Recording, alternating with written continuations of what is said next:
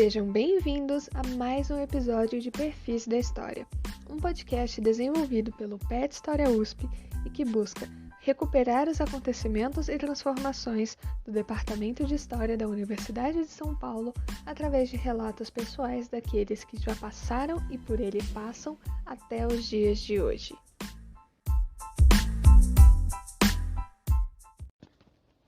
Bom, antes de começar o episódio, só um pequeno recadinho.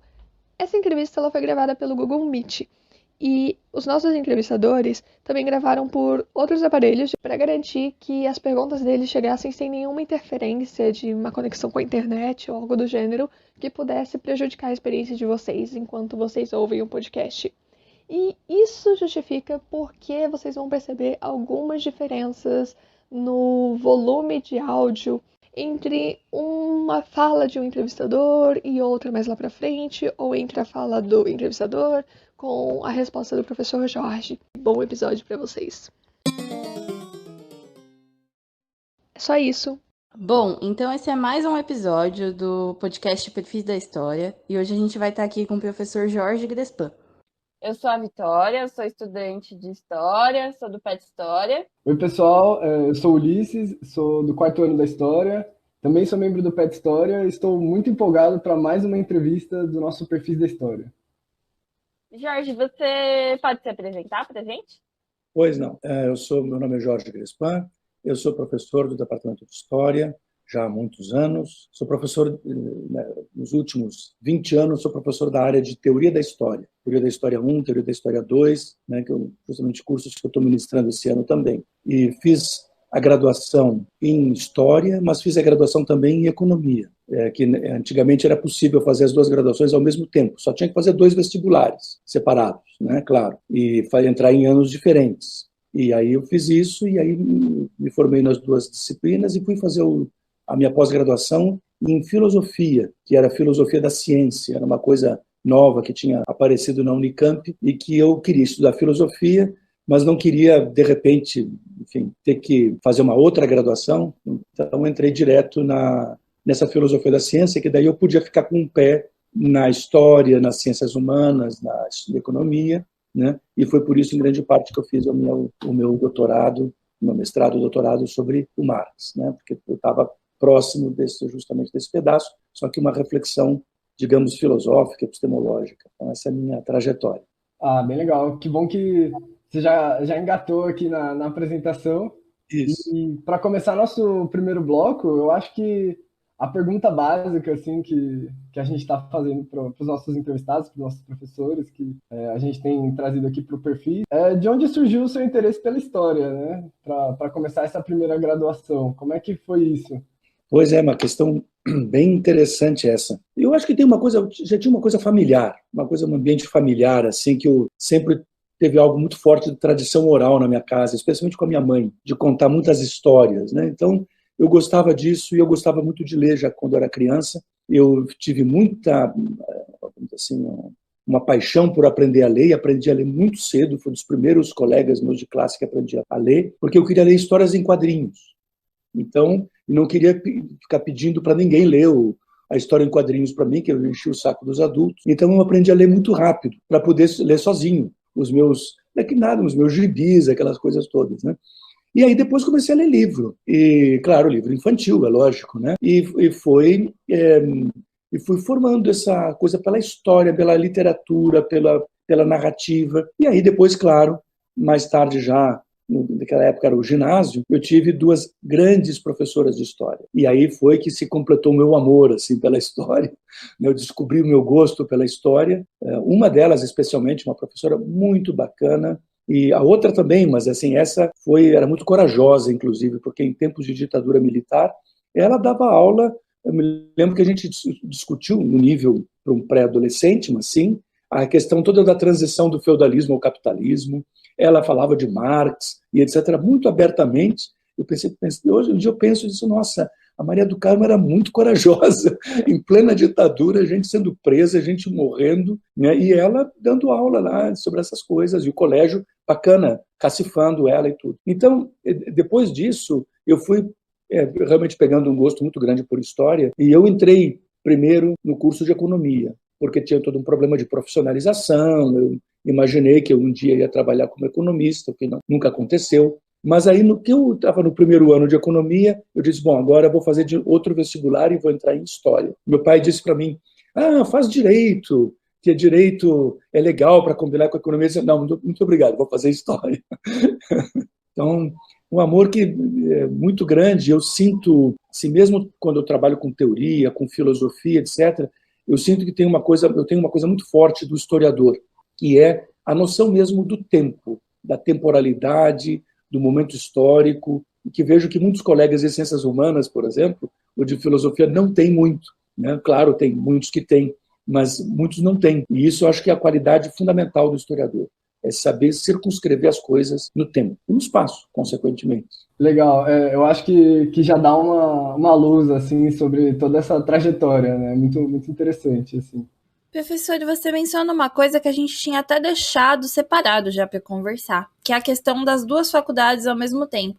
Hoje isso já não é mais possível, né, fazer 2 cursos ao mesmo tempo em uma universidade pública, mas na sua época isso era permitido. E aí, o que eu queria saber é como que foi para você fazer esses 2 cursos em uma faculdade que é conhecida por ter uma carga de leitura, de trabalhos muito alta, né? Imagino que não tenha sido fácil.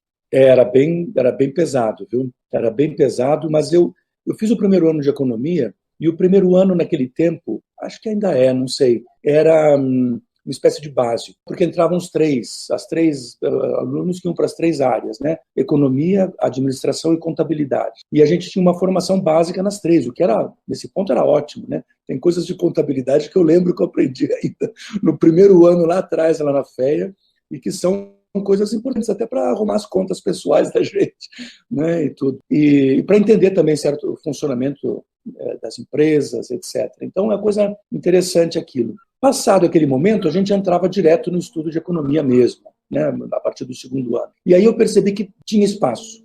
Não era uma grade horária repleta. Não era, a gente começava às 7h30 da manhã, mas tinha uns buracos. Eu comecei a ver que a partir do segundo ano, naquele tempo, tinha uns buracos na coisa, então eu disse, é nesses buracos que eu vou poder e logo aprendi o que eu devia comer no bandejão para depois não dormir na aula, né? Mais tarde. E aí, às 2h da tarde, eu começava a aula na história, eu fazia o curso vespertino. Então, dava um espaço aí, mas realmente, na época das provas, era complicado. Aí você vai aprendendo as estratégias, do tipo, eu frequentemente me oferecer para fazer o primeiro seminário, quando montava a grade de seminário, eu dizia, eu sou o primeiro, claro, porque eu sabia que no final do semestre ia ter prova, especialmente na FEA, e eu sabia também que o professor com o primeiro seminário era mais benevolente. Então eu fazia o primeiro seminário e tudo. Aí depois, quando chegou no final, no terceiro, já estava no terceiro, quarto ano de economia, eu fiquei tão à vontade com essa divisão de tempo, isso que eu fazia outras coisas também. Eu também saía, tinha amigos, me divertia e tudo. Mas, além disso, eu fiquei tão à vontade com isso que eu comecei a assistir uns cursos de filosofia no departamento de filosofia. Eu fiquei interessadíssimo nos pré-socráticos naquela época e assisti curso lá. E à noite, então. Então, às vezes eu chegava na USP às 7h30 da manhã e voltava para casa às 10 da noite, sabe? 11 horas da noite, quando acabava a aula na filosofia. Era uma maluquice, mas era uma ou duas vezes por semana só. Mas dava. Então, é isso. Me ocupei pra caramba, mas dava. Na filosofia você fazia como ouvinte, então, além dos 2 cursos que você cursava. Era umas 2 ou 3 matérias só que eu fiz, né, na filosofia. Geralmente de filosofia antiga, de introdução à filosofia, que eu assistia como ouvinte. E quando era filosofia antiga era bom, porque daí eu trazia minha contribuição de estudante de história, né? Que o pessoal às vezes não se dava conta que aqueles gregos estavam lá no 4º século antes de Cristo, no 5º século antes de Cristo. Deu para cruzar bem os cursos, assim, em termos de crédito e tal? Deu para aproveitar um no outro? Alguma coisa deu, mas não era muita coisa, não. Na economia tinha cursos de história econômica. Agora, o que dava para fazer era assistir tudo e cruzar na minha cabeça, né? Isso era o melhor. Então, isso, por um lado, facilitava. Então, depois dos cursos de teoria econômica e de história econômica que tinha na FEA, eu fazia o seguinte, quando eu tinha pouco tempo para fazer um trabalho, alguma coisa, eu fazia um trabalho de história, aí na história, né? Eu fazia um trabalho de história econômica. Pegava um tema de economia, se ela estava estudando, sei lá, o iluminismo espanhol, lá em Ibérica II, não sei o quê, eu fazia um tema mais pegando economia, porque daí eu fazia rapidinho. Quando eu tinha mais tempo, aí eu pegava uma outra área, de história política, história da cultura, história da arte, para eu aprender, vamos dizer assim, uma coisa nova. Então tem essas estratégias todas que eu usava. Não deu para compensar uma matéria por outra, não dava para dispensar a disciplina, assim, não tinha muito jeito, não. Mas dava para combinar direitinho na cabeça, isso era mais importante. Professor, você mencionou que foi fazer economia por uma questão de profissionalização. Como que era a aceitação da sua família, assim? Como que eles reagiram quando você falou, vou fazer história? Porque você até fala que eles queriam que você combinasse com o direito, né? Depois que eu decidi, que eu entrei na economia, estava tudo resolvido. Porque a minha primeira opção, quando eu sou do Sul, quando eu vim para São Paulo, a minha primeira opção era fazer curso de artes plásticas na época, porque eu queria ler quadrinhos. Era minha coisa de adolescente. Eu comecei a fazer isso, comecei a ler quando era criança e comecei a desenhar história em quadrinhos e bolar as histórias, tudo, quando eu era adolescente. E aí é que teve uma pressãozinha familiar, sabe? Aí eu assisti uma palestra é uma coisa muito bacana que tinha na minha escola. Eu tinha um professor de matemática que no terceiro ano colegial ele estava começando a trazer pessoas, geralmente pais dos próprios estudantes, que ele entrava em contato, que tinha uma profissão ou outra, para dar uma palestrinha para ajudar a gente a escolher uma profissão. Uma coisa muito boa. Ele levou o próprio irmão dele, que era advogado, e fez uma palestrinha, e ele trouxe o pai de uma colega minha, que era economista. E ele fez também uma palestrinha e eu disse, nossa, eu gosto disso, cara. E eu vi que tinha uma coisa mais técnica da economia, que eu achava legal, e ao mesmo tempo abertura para a história. Me lembro até hoje que eu fiz para ele a pergunta sobre a crise de 29. E ele deu uma explicaçãozinha, eu achei o máximo entender a crise de 29, que eu tinha ouvido falar, e tal. E aí eu cheguei em casa dizendo, aconteceu assim, assim, eu decidi fazer economia. Nossa, foi uma festa assim, incrível. Uma vez que eu comecei a economia, estava liberado. Aí eu podia fazer outra coisa. Aí eu fui fazer história.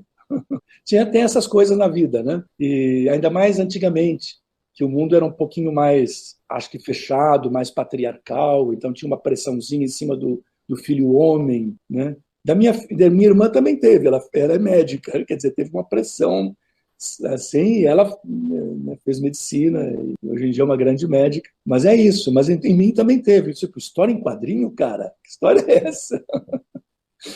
Ai. Eu estou muito, muito surpreso em descobrir essa história das histórias em quadrinho, porque eu também gosto bastante, acho que é um universo fantástico. E acho muito, muito incrível assim, toda essa história de escolher mais ou menos o que vai fazer, né? Sempre saem acontecimentos muito marcantes na nossa vida, eu acho, né? E acho que você até comentou essa questão de... Eu não sabia que você era do Sul, e você veio para São Paulo para fazer a faculdade. Morou sozinho aqui. Você pode contar um pouquinho como que foi essa transição? Eu tinha ideia de que eu tinha mais sotaque, viu? Que estava mais evidente o meu sotaque. Tem vezes que eu falo e eu escuto o meu sotaque do Sul.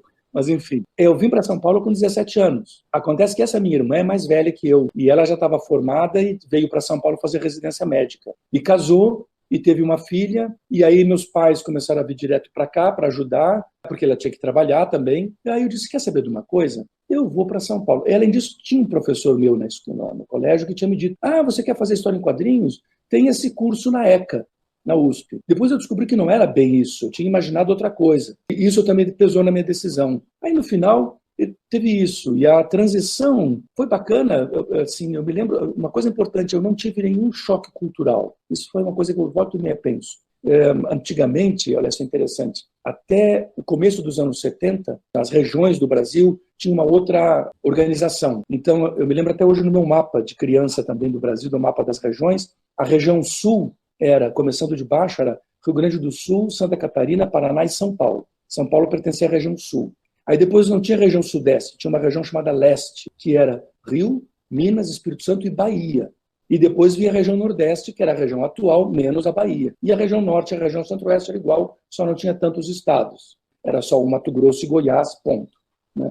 A ditadura é que, em função dos projetos econômicos que ela tinha, separou, criou a tal da região sudeste e deixou a região sul de um lado e a região sudeste do outro, porque ela tinha ideia de favorecer a industrialização de Minas. e também tinha planos lá para a Bahia. No final foi uma coisa meio complicada, né? Mas se criou essa enclave sudeste, que foi uma coisa meio estranha. O fato é o seguinte, do ponto de vista cultural, funcionava bem essa divisão antiga. E eu me lembro, talvez eu tivesse sentido alguma choque cultural indo para outro lugar, mas para São Paulo não tive. O único choque era o tamanho da cidade, né?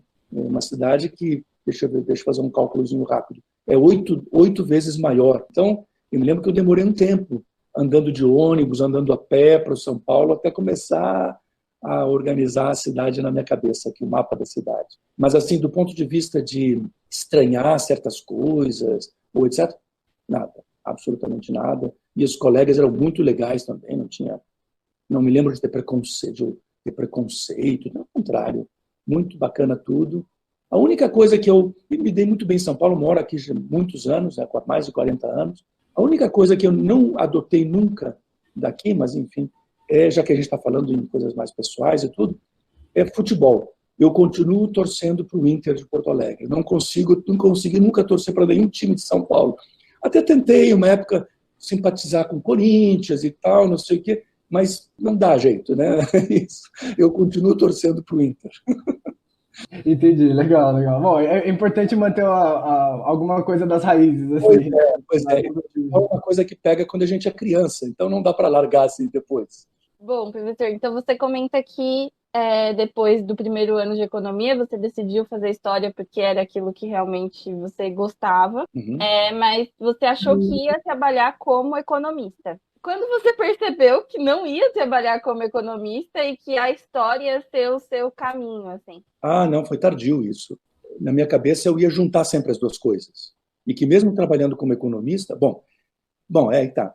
economista, quando eu tinha 19 anos, estava já entrando no terceiro ano de economia, eu comecei a me dar conta que eu não queria ser economista de botar uma gravata e ir trabalhar numa empresa ou mesmo num órgão público. Não era isso que eu queria fazer. Eu queria trabalhar com teoria econômica. Isso já foi um primeiro divisor de águas importante.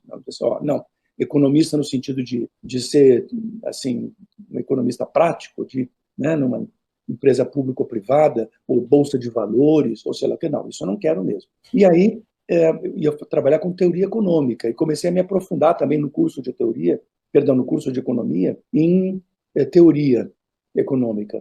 Tive uma sorte de cair numa turma de macroeconomia, lá na FEA, onde a professora propôs que a gente lesse direto, era uma coisa raríssima, que a gente lesse direto um clássico de economia. Geralmente se lia manuais, etc., manuais pesados, difíceis, não era manualzinho simples, mas era manual. Mas a gente leu direto a teoria geral do Keynes. E aí foi uma coisa muito bacana, eu gostei muito e disse, não, eu quero trabalhar com teoria mesmo. E cheguei a dar aula de economia. Quando eu me formei em economia, depois me formei em história, e cheguei a fazer um concurso, enfim, era um concurso de ingresso, e cheguei a dar um ano de aula de economia na Unesp, em Araraquara. Foi uma experiência muito legal, porque eles estavam montando o curso de economia, que existia lá um departamento que era um departamento associado ao departamento de sociais. A ideia era dar cursos para o curso de sociais. E eu dei, inclusive, um curso para sociais, naquela de introdução à economia para o curso de sociais. Mas eles estavam montando um departamento à parte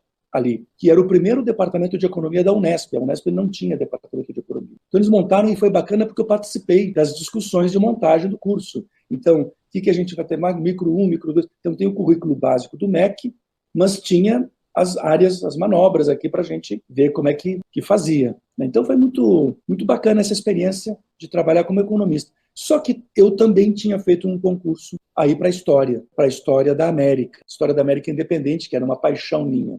E eu tinha uma paixão assim enorme pela história das revoluções na América Latina, começando pela Revolução Mexicana de 1910. Então fiz o concurso e tive sorte de que o item da prova didática foi justamente a Revolução Mexicana. Fiz o concurso, fui aprovado, né? E os concursos antigamente eram diferentes. Tinha um ranking e o concurso ficava aberto por um ano. Então eu não passei em primeiro lugar, até porque nem tinha titulação para passar, mas acabou que eu fui chamado também, porque abriu mais vagas depois e o concurso ficava aberto. Os concursos antigamente, até os anos 90 eram assim, depois é que mudou. Olha, eu tô achando super legal que a gente vai descobrindo esses interesses de vocês, assim, que a gente não imagina, né? Na nossa cabeça é uma coisa de... O Jorge Grespan é fissurado em Marx desde os 10 anos de idade e ele está seguindo isso até hoje. Mas agora, um pouco uma questão mais... Não sei se é muito delicada, mas a gente ficou muito curioso e precisamos perguntar. Porque, assim, hoje em dia, a gente percebe uma certa diferença de perfil, tanto socioeconômico quanto político, entre os professores e os alunos, tanto da FEA e da FEFELESH, né? A FEA, que é a Faculdade de Economia e Administração lá da USP, e a FEFELESH, que é a Filosofia, Letras, Ciências Humanas. Na época que você estava fazendo essas duas graduações, esse perfil dos professores e dos alunos era muito diferente? Ele era mais próximo? Era uma coisa que você notava uma diferença? Ou era uma coisa que era tranquilo conviver com os dois ambientes, assim? Não, no caso dos professores, o que dava para notar é que os professores da FEA, em grande parte, eles não eram tempo integral, eles eram turno completo, né?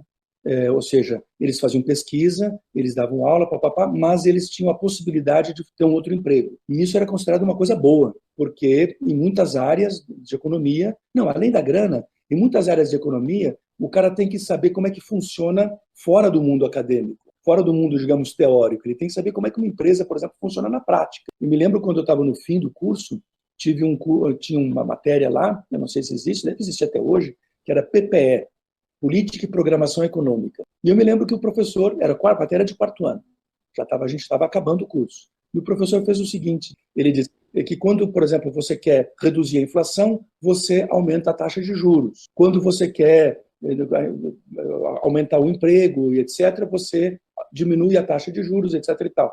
Ah, sim, todo mundo sabia disso, dos manuais e do Keynes, etc. e tal. Aí ele disse, como é que se faz isso? Como é que o governo faz isso? Aí, um choque, ninguém sabia. Como é que na prática essa medida é tomada? Como é que, né? Aí então ele explicou como é que vende títulos do Tesouro, o que são os títulos, o que são os papéis, como é que funciona, como é que funciona esse mercado. Então, o que eu quero dizer? Esse cara trabalhava no mercado. Então ele tinha essa dimensão prática que era importante. Então a gente tinha alguns professores que trabalhavam só na FEA.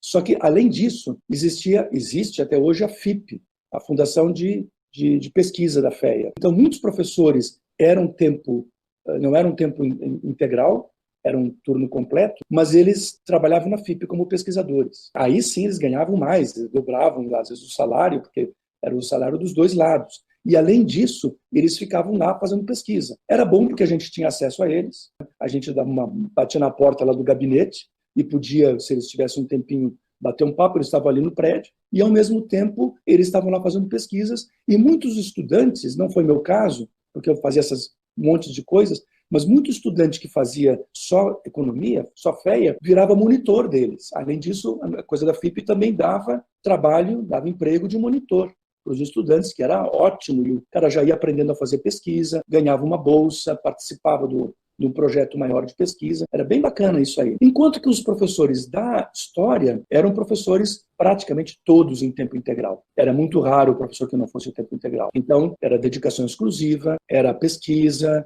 né, e pós-graduação, etc. Então, tinha uma diferença de perfil. Quanto à diferença de perfil econômico dos estudantes, talvez tivesse alguma. Eu era meio desatento, acho, para essas coisas. Acho que sim, acho que os estudantes da FEA tinham um perfil talvez mais outra coisa. Não sei se eles eram mais ricos ou de famílias mais ricas, provavelmente. Mas o que tinha mais forte lá era que o pessoal queria trabalhar. Né? Quase todo mundo que estava fazendo FEA, esse negócio de teoria, não sei o quê, de decidir por uma coisa mais teórica, como eu falei, foi um grupinho muito pequeno do qual eu fazia parte, e tinha uns colegas monitores também, mais tarde, como eu, e a gente foi se direcionando para esse campo. Mas a maior parte dos estudantes, não, achava que o sistema econômico era muito bonito, muito bacana, e os caras queriam se formar e começar a trabalhar. Então tinha uma diferença talvez muito mais de perfil político. E perfil socioeconômico, sei lá, porque inclusive na FET tinha um curso noturno também, que é muita gente que trabalha e que às vezes tem outra faixa de renda, vem de outra classe social, e trabalha durante o dia e ainda faz o curso noturno, que não é muito diferente da história. Só que no caso da FEA, eles fazem isso para poder depois ter o diploma de administrador ou de economista, e aí é um salto na carreira. Então eu via mais nesse sentido a diferença. Entendi, pô, legal. Acho que ajuda um pouco a esclarecer também esses ambientes que você falou que você estava transitando. Assim, Uma outra questão também é a relação entre professor e aluno. Eu queria saber se era uma relação melhor ou pior naquela época e agora, o que tinha de diferente, e também saber onde que era mais fácil se aproximar dos professores por afinidade teórica ou para fazer iniciação científica, esse tipo de coisa. Se era na FE ou se era na FEFELESH. Não, foi muito mais na FEFELESH, sempre muito mais. Os professores, como eu falei, eles eram tempo integral, e na FE tinha muito uma coisa da profissionalização. E como eu logo percebi que eu não ia ser profissional de economia, como a maior parte dos meus colegas, então eu nem me aproximava muito. Essa professora, por exemplo, que nos deu aula de Keynes, ela era uma exceção, porque inclusive ela tinha uma memória incrível e as classes não eram tão cheias, tinha no máximo 40 pessoas. Ela conseguia decorar ao longo do semestre o nome de cada um de nós. E aí fazia uma relação pessoal muito bacana. E aí ela conhecia um pouco do interesse. Ela, por exemplo, sabia que então eu fazia história. E aí, então, quando eu fazia uma pergunta, ela já me respondia não sei o quê. Foi muito bacana. Mas era uma exceção. A maior parte dos professores, inclusive, dava a aula deles, saía dali. Eu me lembro de um professor lá que teve uma vez que não pôde dar aula, pediu desculpa, no outro dia seguinte apareceu, dizendo desculpa, é que eu estava em Brasília, no Ministério, e me retiveram lá para uma reunião. Sim, fazia parte, entende? Era uma coisa, isso era uma diferença que a gente notava. Os professores da FEA tinham um canal direto ali com as empresas e o governo, e aí era muita grana e poder que estava rolando. Era quando tinha uma verba, uma briga por uma verba, não é por causa de uma bolsa para um estudante, não. Era alguns milhões, né, para um projeto de pesquisa, ou então para um cargo, tipo um professor meu, que logo que começou, acho que no tempo do Sarney ainda, ou não me lembro se foi no Itamar, não me lembro mais, ele era um ótimo professor de organização industrial, OI, nessa disciplina. E ele foi secretário do Tesouro. Então, tipo, esses caras todos que a gente eram os professores e eram pessoas que iam para o governo, saíam. Por isso era mais difícil, porque eles, mesmo gente que era muito simpática, mas tinha muitas outras coisas para fazer. Muitas vezes a FEA era só um dos trabalhos que a pessoa estava envolvida. Já na história, não. Né? Então, era muito fácil, muito legal estabelecer, inclusive, uma relação, não digo de amizade, mas uma relação de proximidade com os professores e tudo, para trabalhar, para fazer pesquisa. Professor, naquela época já tinha iniciação científica? E se tinha, você chegou a fazer alguma coisa? Ou algo similar a uma iniciação científica? Fiz, mas fiz na economia. Eu fiz na economia, mas fiz sobre história. Olha só, eu fiz sobre o mercantilismo, com bolsa da FAPESP. Eu não estava muito interessado, mas um amigo meu que já era todo espertinho, ele me disse assim, se a gente fizer uma iniciação científica com bolsa da FAPESP, fica mais fácil de conseguir a bolsa de mestrado da FAPESP depois, porque a gente já está ali no sistema. Ele disse, legal. Então, nós dois mandamos projeto. E aí, muito por causa do curso de economia, de história, muito por causa das aulas do Fernando Novaes, né, com quem eu fiz, acho que uns 3 cursos na história, e muito por causa dele, eu disse, vou estudar bem o século XVII. E aí, então, fiz lá o programa de estudo sobre o mercantilismo, fiz uma iniciação científica sobre o mercantilismo. E foi bem legal, foi um projeto que me ajudou muito, porque daí eu estudei, combinei com coisas da história, eu me lembro que eu juntei com história, não só com história moderna, mas com história da América colonial, que era um curso que eu estava fazendo naquela época, e fui juntando as coisas ali, século XVII, XVIII, e deu para formar uma noção muito boa, que me ajudou depois bastante, quando eu comecei a dar aula. Legal. Acho que você já até um pouco trouxe uma questão interessante, que é lembrar do Fernando Novaes, né, que pra gente é um clássico da historiografia, um grande professor. E aí eu queria te perguntar, quais outros professores assim que marcaram esse momento da sua graduação? Assim? Eu vou citar um que outro, eu não quero fazer uma coisa exaustiva, porque senão eu posso estar cometendo injustiças, é meio assim. Me lembro um professor muito, muito, muito marcante, até porque era primeiro ano. O curso naquele tempo era organizado cronologicamente. Então, a gente começava com história antiga e tinha 3 antigas, né? Era Oriente, Grécia e Roma. Sim, hoje acho que a gente já não dá mais tanta importância, né, para esse estudo cronológico da história. Tanto é que a gente entra na faculdade, aqui na USP, e o primeiro ano ele tem o foco inteirinho na colonização, né? A gente não vê história antiga, não vê história medieval nesse primeiro ano.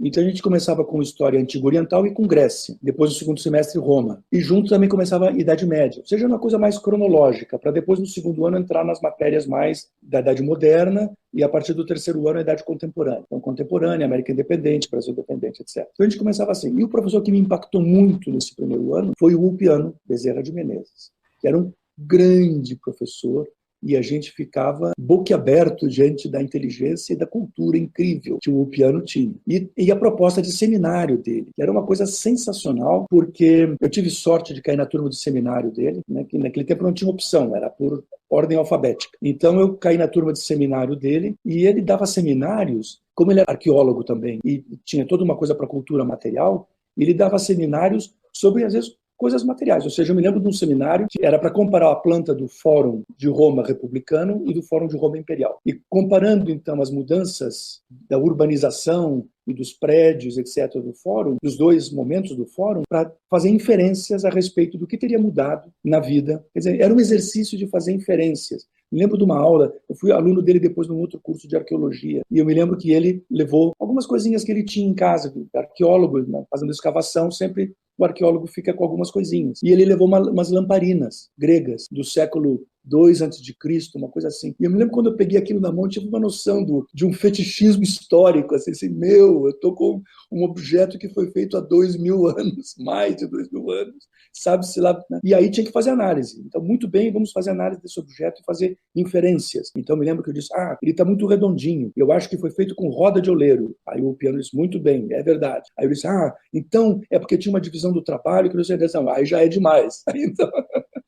Então ele foi um super professor que a gente ficava encantadíssimo. Um professor de segundo ano que foi muito importante para mim foi o Novaes. Incrível. Aí eu me lembro que eu fiz não só os cursos de moderna com ele, mas ele deu uma optativa sobre escravidão, que foi assim sensacional, discussões incríveis, um grupo pequeno, uma sorte enorme. Éramos umas 20 e poucas pessoas na classe, e acabou, inclusive, a gente fazendo discussão de filmes, né, que o Novaes gosta muito de cinema, e a gente fez discussão de filmes sobre escravidão, né, um filme cubano, que se chama A Última Ceia, que é muito bacana, baseado num livro do Frajinals, que é um historiador cubano especializado nessa história de Cuba, né? Muito bacana, o Novaes foi também um divisor de águas. Depois teve outros professores importantes, em História Contemporânea, o Arnaldo Contier dava cursos muito bacanas, especialmente do século XX, em que a gente discutia clássicos, Gramsci, Adorno, e também discutia, enfim, eu me lembro que fizemos um estudo bem bacana do fascismo. E outro professor maravilhoso de História da América, que foi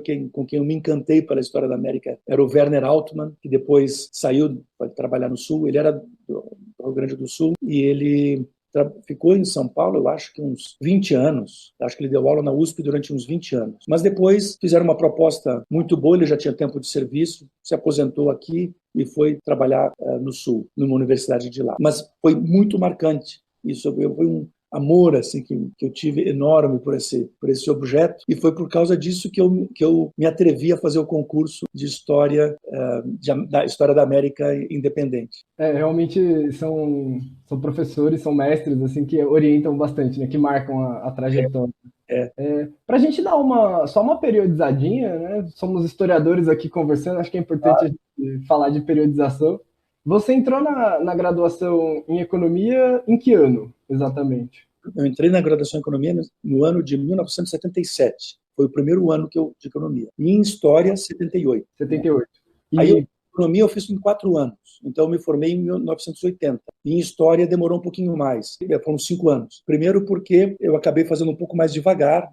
Eu percebi que não dava para fazer uma matéria por dia, ficar 5 tardes ocupado. Eu precisava ter pelo menos uma tarde para fazer aquilo que a gente já conversou, que era estudar um pouco, preparar os seminários, as coisas. Precisava pelo menos uma tarde, de preferência 2. Então eu fiz história um pouco mais devagar. Além disso, eu peguei uma greve épica que teve em 1978, no primeiro ano. Eu entrei e teve uma greve. A greve tinha lá, enfim, a estrutura do curso estava meio complicada e todos os estudantes, todos os anos, estavam insatisfeitos. Então, a greve foi feita para mudar as coisas, etc. E nós conseguimos alguma coisinha, mas não conseguimos muito, não. E de qualquer maneira, perdemos o semestre, porque a gente ficou maio e junho em greve. Então, perdemos o semestre e aquele semestre do meu histórico escolar aparece em branco, não com reprovação, simplesmente em branco. E aí eu tive que fazer as matérias depois, etc. Então, e aí eu me formei então em economia em 1980 e já entrei na pós-graduação em 1981 em Campinas. Eu não queria perder tempo, eu era bem apressado, vamos dizer assim. E você já estava trabalhando nessa época?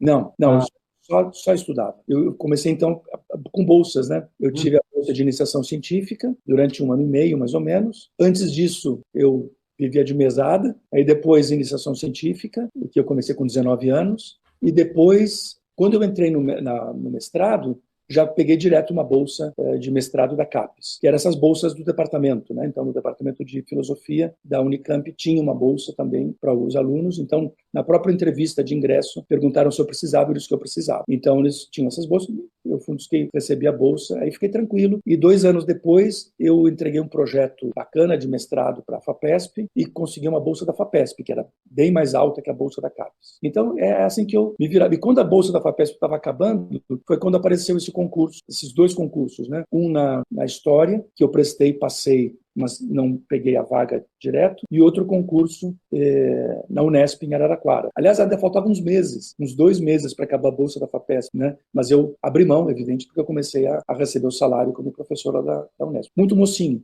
Eu comecei a dar aula com 25 anos. Chamava auxiliar de ensino. Existe oficialmente esse cargo até hoje, mas cada vez tem menos gente como auxiliar de ensino. E antigamente era o contrário, tinha muita gente como auxiliar de ensino. Professor, para a gente montar o roteiro de entrevista, tal, a gente dá uma olhada no Lattes do professor, tal, para ir cruzando os períodos. E aí o que a gente percebeu é que no seu Lattes não consta um mestrado. Você foi direto para o doutorado? Isso. Demorou muito esse processo todo. A Unicamp, nos anos 80, ainda não tinha o regimento consolidado. Eu não sei bem, a Unicamp acho que foi formada nos anos 60 e ela ganhou um grande impulso nos anos 70. Teve alguns reitores lá que deram um impulso enorme e souberam, por exemplo, aproveitar que muitos professores da USP tinham sido expurgados. Eles não tinham sido caçados, eles podiam continuar trabalhando, mas eles tinham sido postos para fora da USP por processos que a Comissão da Verdade da USP, inclusive, apurou recentemente. Teve muita coisa espúria no meio dessa história, para além da ditadura, processos internos da USP espúrios, né? Então, muitos professores perderam o emprego, mas foram chamados para trabalhar na Unicamp. E ótimo. Então, a Unicamp, de repente, deu um salto e ficou bacana, mas não tinha um regimento consolidado, de tal forma que você podia ficar, eu não me lembro, mas era muito tempo, era tipo 6 anos de mestrado e 8 de doutorado, era uma coisa assim, era muito elástico. A USP não era tanto. A única coisa é que a Unicamp tinha uma ideia de formação na pós-graduação. Em todas as áreas, pelo menos em humanas, mas acho que nas ciências naturais também, a ideia era que os estudantes fizessem não eram poucos créditos. Então, por exemplo, o mestrado na USP eram 4 disciplinas de crédito e 2 para doutorado. Na Unicamp era o dobro. Eram 8 disciplinas de mestrado e 4 de doutorado. E, além disso, como eu entrei numa área que não era a minha área de origem, filosofia, eu tive que fazer mais 3 disciplinas de adaptação. Então, ao todo, eu fiz, e fiz mais uma depois também, optativa, ao todo eu fiz 16 disciplinas de filosofia entre mestrado e doutorado, que dá meia graduação. Com tudo isso, você demorava mais tempo. Além do que no começo eu ainda fazia história e depois, mais tarde, eu estava já dando aula. Eu comecei a dar aula com 25 anos, muito alegre, mas de repente eu me dei conta lá em Araraquara que, puta responsabilidade. Então, nossa, eu passava um tempão preparando aula. E depois eu saí e fiquei só na história, né, porque o concurso me chamou. Isso foi em 1985. Então, eu fui dar aula na história também. Nossa, fiquei acho que os primeiros 2, 3 anos, eu meio que parei com a pós-graduação e só fiquei estudando para dar aula, né, para dar aula de história. Aí eu entrei na América Independente, mas eu comecei a dar aula de história da América Colonial. Então, fiquei dando aula de América Colonial e dei vários cursos de história moderna também. A área estava com problema de falta de professor. Então, como eu estava dando século XVII, aquela coisa que eu já contei para vocês da minha iniciação científica, eu disse, me ofereci e dei aula. Então, estava ficando dando aula, mas estudando muito. Então, isso tudo fez com que a minha pós-graduação meio ficasse em suspenso durante um tempo. Então, eu tinha dito um pouco atrás que eu fui meio apressado, mas essa pressa cobrou um preço. Eu tive que depois fazer uma pausa para estudar para valer. E eu me lembro quando eu passei para o doutorado direto, eu também, além das questões mesmo do trabalho, eu comecei a fazer algumas leituras básicas que tinha feito. Eu nunca tinha lido, por exemplo, de cabo a rabo, A Crítica da Razão Pura, do Kant. Então, me lembro que eu tirei uma temporada de, tipo, janeiro, fevereiro, férias, fui para a praia, mas depois que eu voltava da praia, eu estava sozinho, né? Eu ficava lendo A Crítica da Razão Pura, imagina.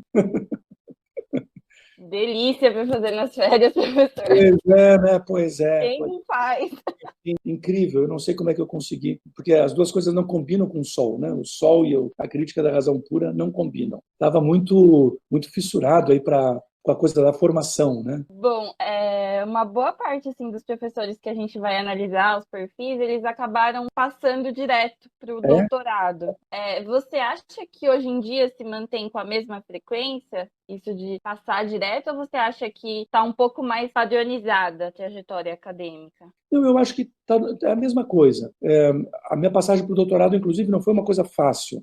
Tinha uma regra lá no departamento de filosofia, na pós-graduação de filosofia da Unicamp, em que a gente tinha que fazer uma outra qualificação. Então, eu tinha feito uma qualificação no mestrado e tive que fazer uma outra qualificação com regras muito mais rígidas. Por exemplo, o orientador não podia fazer parte da banca, para, digamos, não de alguma maneira influenciar ou sei lá o quê. Então, e a gente tinha que ter nota A de todos os examinadores, porque antigamente o exame de qualificação dava nota também. Não dava para ter. Se um dos examinadores desse B, você já não conseguia passar direto. Então, eu me lembro que foi um puta sufoco quando eu fiz o exame de qualificação, porque um dos professores não estava muito afim de me dar o A, estava afim de me dar B, por questões, inclusive, que não eram do trabalho que eu tinha apresentado, que era no tempo que eu fui aluno dele. A gente teve umas desavenças intelectuais aí, eu e ele, e por causa disso ele meio que pegou no meu pé. Mas no final deu tudo certo, ele me deu A também, e eu passei para o doutorado direto, mas não era fácil. Eu me lembro que acho que só mais um colega além de mim que fez isso, lá na Unicamp. E mesmo na USP também não era uma coisa líquido certo. Dependia, como até hoje depende, do julgamento do orientador. A coisa começava ali, que era dizer o seguinte, que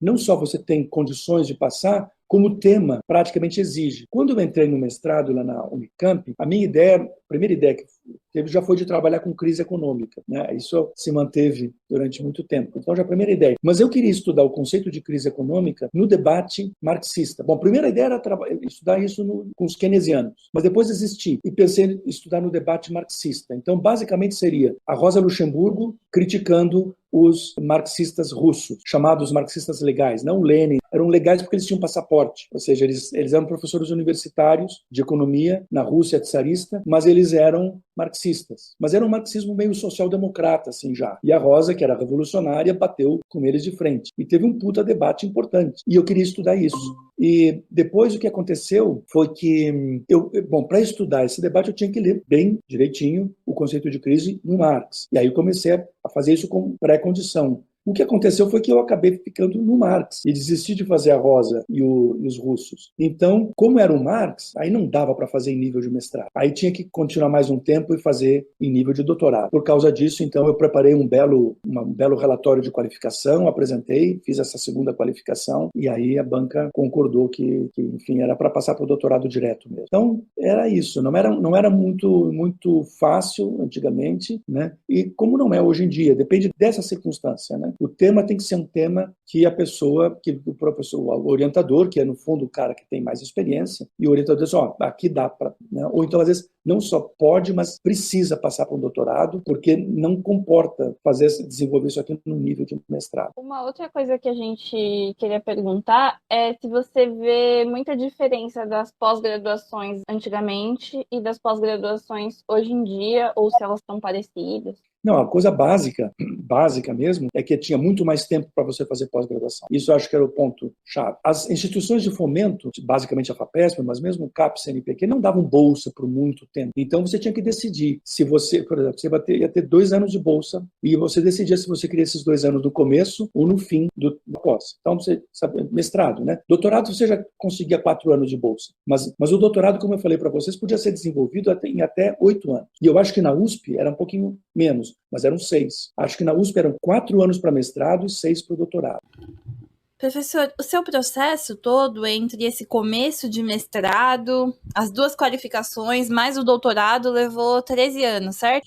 13 anos. Então, foi assim, foi até 87. 87 eu fiz a minha qualificação de mestrado. Então, aí já foi tempo pra caramba, né? Porque foi esse tempo crucial. Primeiro, entre 81 e 86, eu ia fazendo os créditos da filosofia. Em 85, eu comecei a dar aula. Então, pegou esse momento aí. Como não existia uma pressão, porque a questão era isso, como eu falei, eu tive bolsa no começo. Aí depois comecei a dar aula. Aí não tinha pressão de grana. E não existia pressão institucional. A menos que você estourasse todos os tempos. Mas isso era muito mais elástico antigamente. Ainda mais na Unicamp, que não tinha o regimento consolidado, como eu falei. Então, era possível fazer isso. E o interessante é o seguinte, é muito tempo e tal, de fato, 13 anos é muito tempo. Agora, 10 anos, do tipo 4 para mestrado e 8 e 6 para doutorado, estava de bom tamanho. E foi assim até os anos 90. E aí é uma crítica que eu tenho, que é o seguinte, que as instituições de fomento te deem a bolsa por um tempo limitado, digamos, no máximo 2 anos para mestrado e no máximo 4 para doutorado, tudo bem. É uma questão das instituições de fomento. Agora, a pós-graduação não precisava ter assumido esse mesmo limitador de tempo.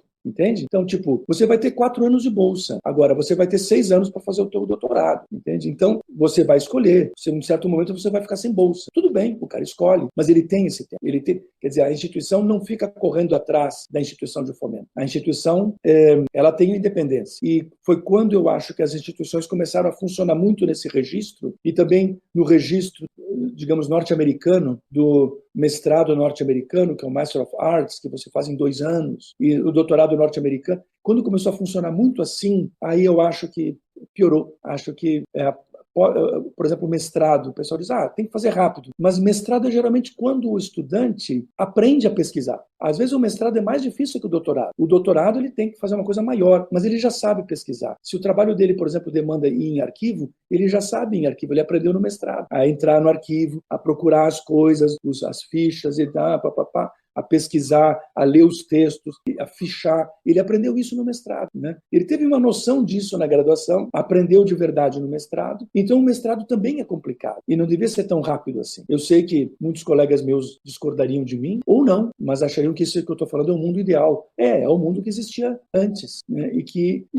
infelizmente, se perdeu. Então, essa é uma diferença muito importante, Vitória, que tinha, que era o tempo a mais que você tinha. Então, ainda mais na área de ciências humanas, a pesquisa depende também do amadurecimento de vida. Então, sei lá, por isso que você pega um garoto, uma garota na física, que com 20 e poucos anos faz doutorado, Einstein, né, e tal, e não só precisa ser um gênio. Outras pessoas com 24, 25 anos faziam antigamente doutorado e tal. Por quê? Porque se o cara é bom, se o cara é inteligente intelectualmente e tal, se o cara é um puta matemático, ele vai lá e faz o negócio. Agora, na área de humanas, né, história, sociais, filosofia, letras, o cara precisa de amadurecimento. Imagina, na área de letras, o cara vai estudar uma obra literária, aquilo tem a ver com a vida, com o amadurecimento de vida. Então, não pode ser muito rápido. Eu acho que faz muito sentido isso que você falou da questão temática, né?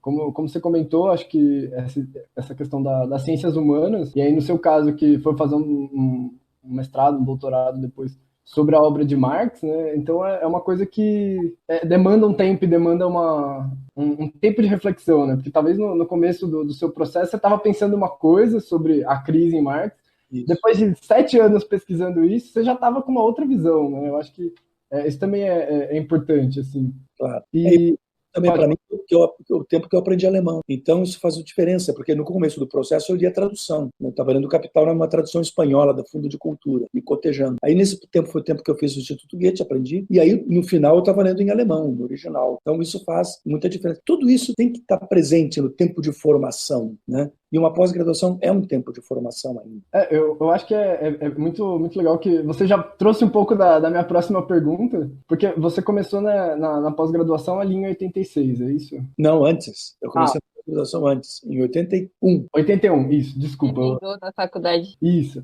E aí, em 81, a gente ainda estava naquele período de abertura do regime militar e tudo mais, né? Não dá para dizer que tinha acabado assim totalmente. Tinha não. E você está estudando Marx, né? Como você colocou, a sua professora lá do ginásio, que já pautava algumas questões, mas como que era isso vou estudar um tema marxista, vou estudar alguma coisa de esquerda, comunismo, ainda nesse período de fim da ditadura militar, era um tema que era um tabu, assim, que era aquela coisa de quem são os marxistas do departamento e eles têm que se esconder, como era esse clima, assim, de estudar esse tema? Olha, não tinha muito problema não, ao contrário do que a gente imagina. Aquela professora que foi muito corajosa foi porque ela foi num momento muito pesado da ditadura. Ali sim, eu acho. Naquele momento pesado da ditadura, anos 70, que estava ainda com toda a repressão, os aparelhos de repressão montados e funcionando para valer, sumindo com as pessoas e tudo isso, ali realmente foi muita coragem. Mas a partir do final dos anos 70, quando eu já estava então entrando na faculdade, 77, eu me lembro na FEA, ainda era meio estranho, né? Era meio estranho ainda. Me lembro de um professor meu que contou a seguinte história, um professor de introdução à economia da FEA, contou para nós que ele estava dando uma aula e fez críticas ao governo. Vejam só que interessante. Fez críticas à política econômica do governo. Simplesmente, o ministro era o Mário Henrique Simonsen, que era um monetarista. Era o que hoje em dia a gente chamaria de liberal ou neoliberal. E ele estava muito bem. E tinha muita gente na FEA que não era de esquerda, mas era da linha do Delfim Neto, que era, digamos assim, um keynesianismo de direita, né? Eles eram críticos do monetarismo. Eles achavam que, basicamente, que os mercados não se autorregulam, que é preciso que haja uma intervenção do Estado na economia para a coisa. Então, e o Delfim pensava isso, o que não quer dizer que ele fosse de esquerda. Então, esse professor fez umas críticas. E depois, ele disse que um aluno foi falar com ele e disse, professor, o senhor tome cuidado quando o senhor... Eu vou te dar um conselho aqui de amigo. Tome cuidado quando falar, porque tem espião na sala de aula. Tem olheiro da ditadura na sala de aula, né? Eu conheço, não vou lhe dizer quem é, mas eu sei que tem. E toma cuidado. Quer dizer, simplesmente porque o cara estava dizendo isso. Para vocês terem uma ideia, até 1976, dizer que, digamos, existia corrupção no governo era passível de prisão. Era um crime muito sério dizer que existia corrupção. O governo era corrupto. Tanto que a ditadura construiu a imagem justamente que os corruptos são os civis, são os políticos. Eles, militares, são incorruptíveis. E a corrupção graçou na ditadura, até porque não tinha controle. Né? Quem é que ia controlar? Quem dissesse alguma coisa ia preso. Então, ali houve um momento de divisor de águas, que esse professor de economia, depois até ele brincava e disse assim, eu não sei por que o aluno esse foi me dar esse aviso. Vai ver que ele simpatizou com a minha barba, que o cara usava uma barba. Tipo assim, o fato de eu usar barba, o cara pensou que eu era de esquerda. Então simpatizou com a minha barba, ele falou. Então era uma coisa que estava meio pesado ainda entre 77 e 78. Mas depois, especialmente então com o Golbery e o Geisel, conseguiram emplacar o projeto de abertura, conseguiram eleger o Figueiredo como sucessor, comprometido com devolver o poder para os civis, né? Porque tinha uma ala que não queria, a ala do general Silvio Frota, que era uma ala de extrema-direita, dentro da extrema-direita, que não queria que a ditadura acabasse. E ele se apresentou como candidato dentro do colégio militar, lá do colégio eleitoral, né? Para ser o presidente depois do Geisel. E se ele tivesse ganhado as eleições, a coisa eu não sei como é que seria, não. Mas ao mesmo tempo havia já uma crise econômica. E a classe média estava tirando o apoio que ela tinha dado sempre para a ditadura. Porque até ali a classe média apoiava, achava lindo. Uma grande parte, pelo menos, da classe média. Mas com a crise econômica, a partir do fim dos anos 70, a classe média começa a retirar o apoio. O Golbery percebeu e disse que está na hora da gente puxar o carro, né? E conseguiu emplacar o Figueiredo. E em seguida veio a anistia, em 79. E com a anistia veio o fim da censura, que não foi estritamente o fim, mas sossegou, aliviou bastante. Então já era possível você chegar e dizer, vou dar um curso de Marx, etc. Eu tive professores na economia, de história econômica justamente, que explicavam coisas do Marx. Eu me lembro de um professor já de introdução à sociologia, no primeiro ano, corajoso, um moço muito bacana, que nos deu aula, claro, sobre os três, chamados na época, três porquinhos, né? Durkheim, Weber e Marx. E aí, então, foi quando eu comecei a ler mais para valer o Marx. Foi naquele tempo, mas também li o Weber, etc.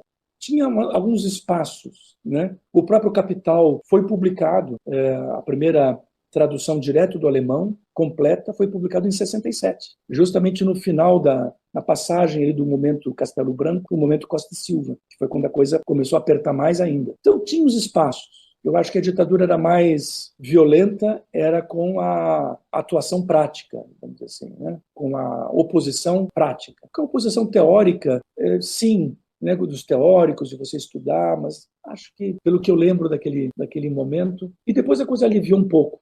Não ficou 100%, mas aliviou bastante. Além disso, naquele momento não existia essa hegemonia de direita, neoliberal e sei lá o quê. Então, ao contrário, a hegemonia era de esquerda. E não só marxista, esquerda em geral, né? Anarquista e tudo. Então, o pensamento crítico era muito forte dentro da academia. Perseguido, né? Não podia se exibir assim até 78, por aí, não podia se exibir tão claramente, tinha que aproveitar as brechas, mas tinha como fazer. E depois de 77, 78, 79, abriu mais, e aí foi muito forte. Foi muito forte aqueles primeiros anos dos anos 80, teve uma coisa muito forte de abertura mesmo, e de esquerda, né?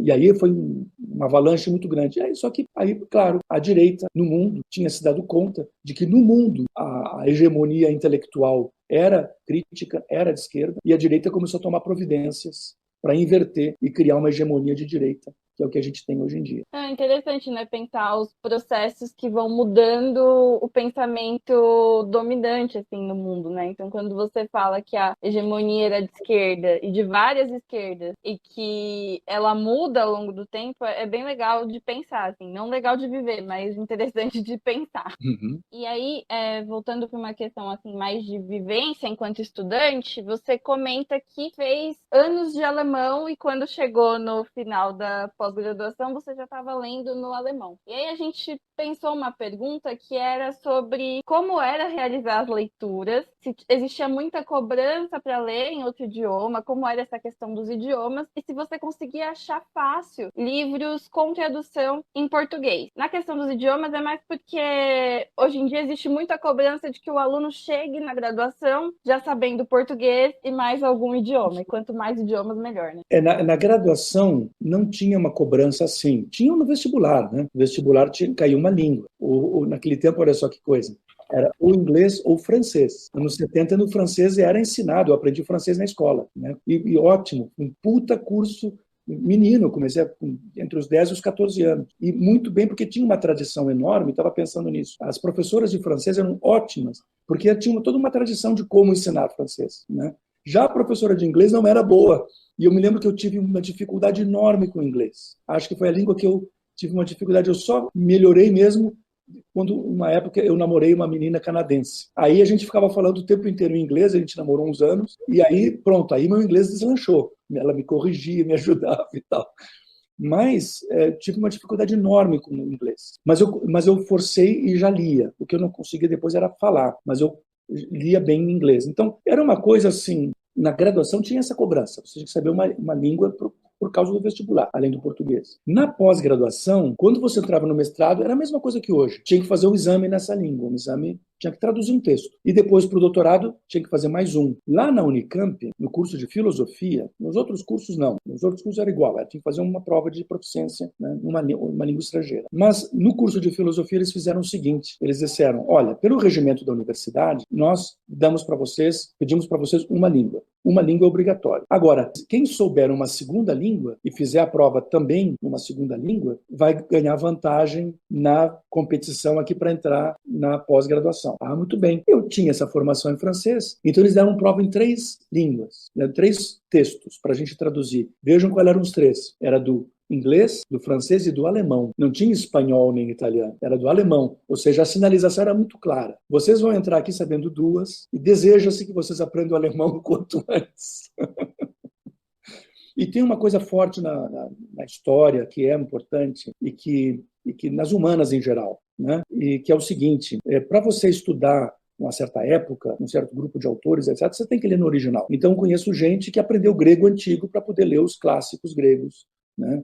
Na literatura grega ou na filosofia grega, ler em grego. Essa coisa dos idiomas sempre era muito forte. Mas tinha uma outra parte da tua pergunta, Vitória, além da pressão. E já era possível encontrar versões em português dos livros nas bibliotecas, da faculdade, nas livrarias? Não, ao contrário, era muito pior. Houve um salto muito grande no mercado editorial brasileiro, inclusive com traduções, a partir do final dos anos 90. Então a coisa começa a melhorar no final dos anos 90 e depois, na primeira década do século XXI, nossa, aí deu um salto. A gente era obrigado a ler quase sempre em espanhol. Tinha essa tradução do Capital, por exemplo, para o português lá de 67. E depois apareceu a dos economistas, da Abril, no começo dos anos 80. Mas outras coisas não. Por exemplo, Weber, Economia e Sociedade do Max Weber. Tinha que ser em espanhol, ou inglês ou francês. Ou quem podia, em alemão, mas você não aprende alemão assim, rapidinho, né? Então a gente lia as traduções, aí, engraçado, por isso, inclusive, os estudantes brasileiros se davam muito bem com o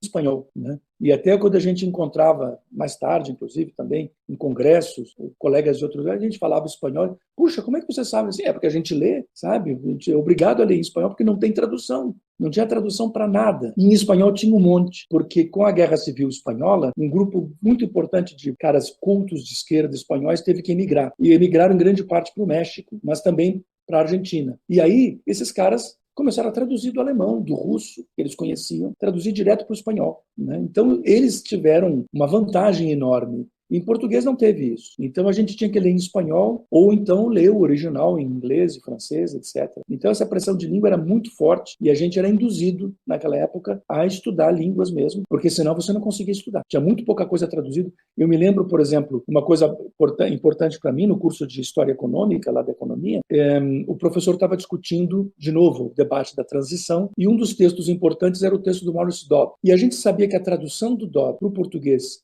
era tão ruim que a gente era induzido a aprender inglês para ler o Dobb em inglês, sabe? Então era aquela coisa com o dicionário do lado e lendo e procurando as palavras e puta trabalho, mas pelo menos você não era enganado. A mesma coisa a teoria geral do Keynes. Saiu uma tradução naquela época e era tão ruim a tradução que ficava ininteligível o texto. Então a gente fazia o quê? Lia em outra língua, quem lia em espanhol ou lia no original. Então era muito mais complicado do que hoje em dia.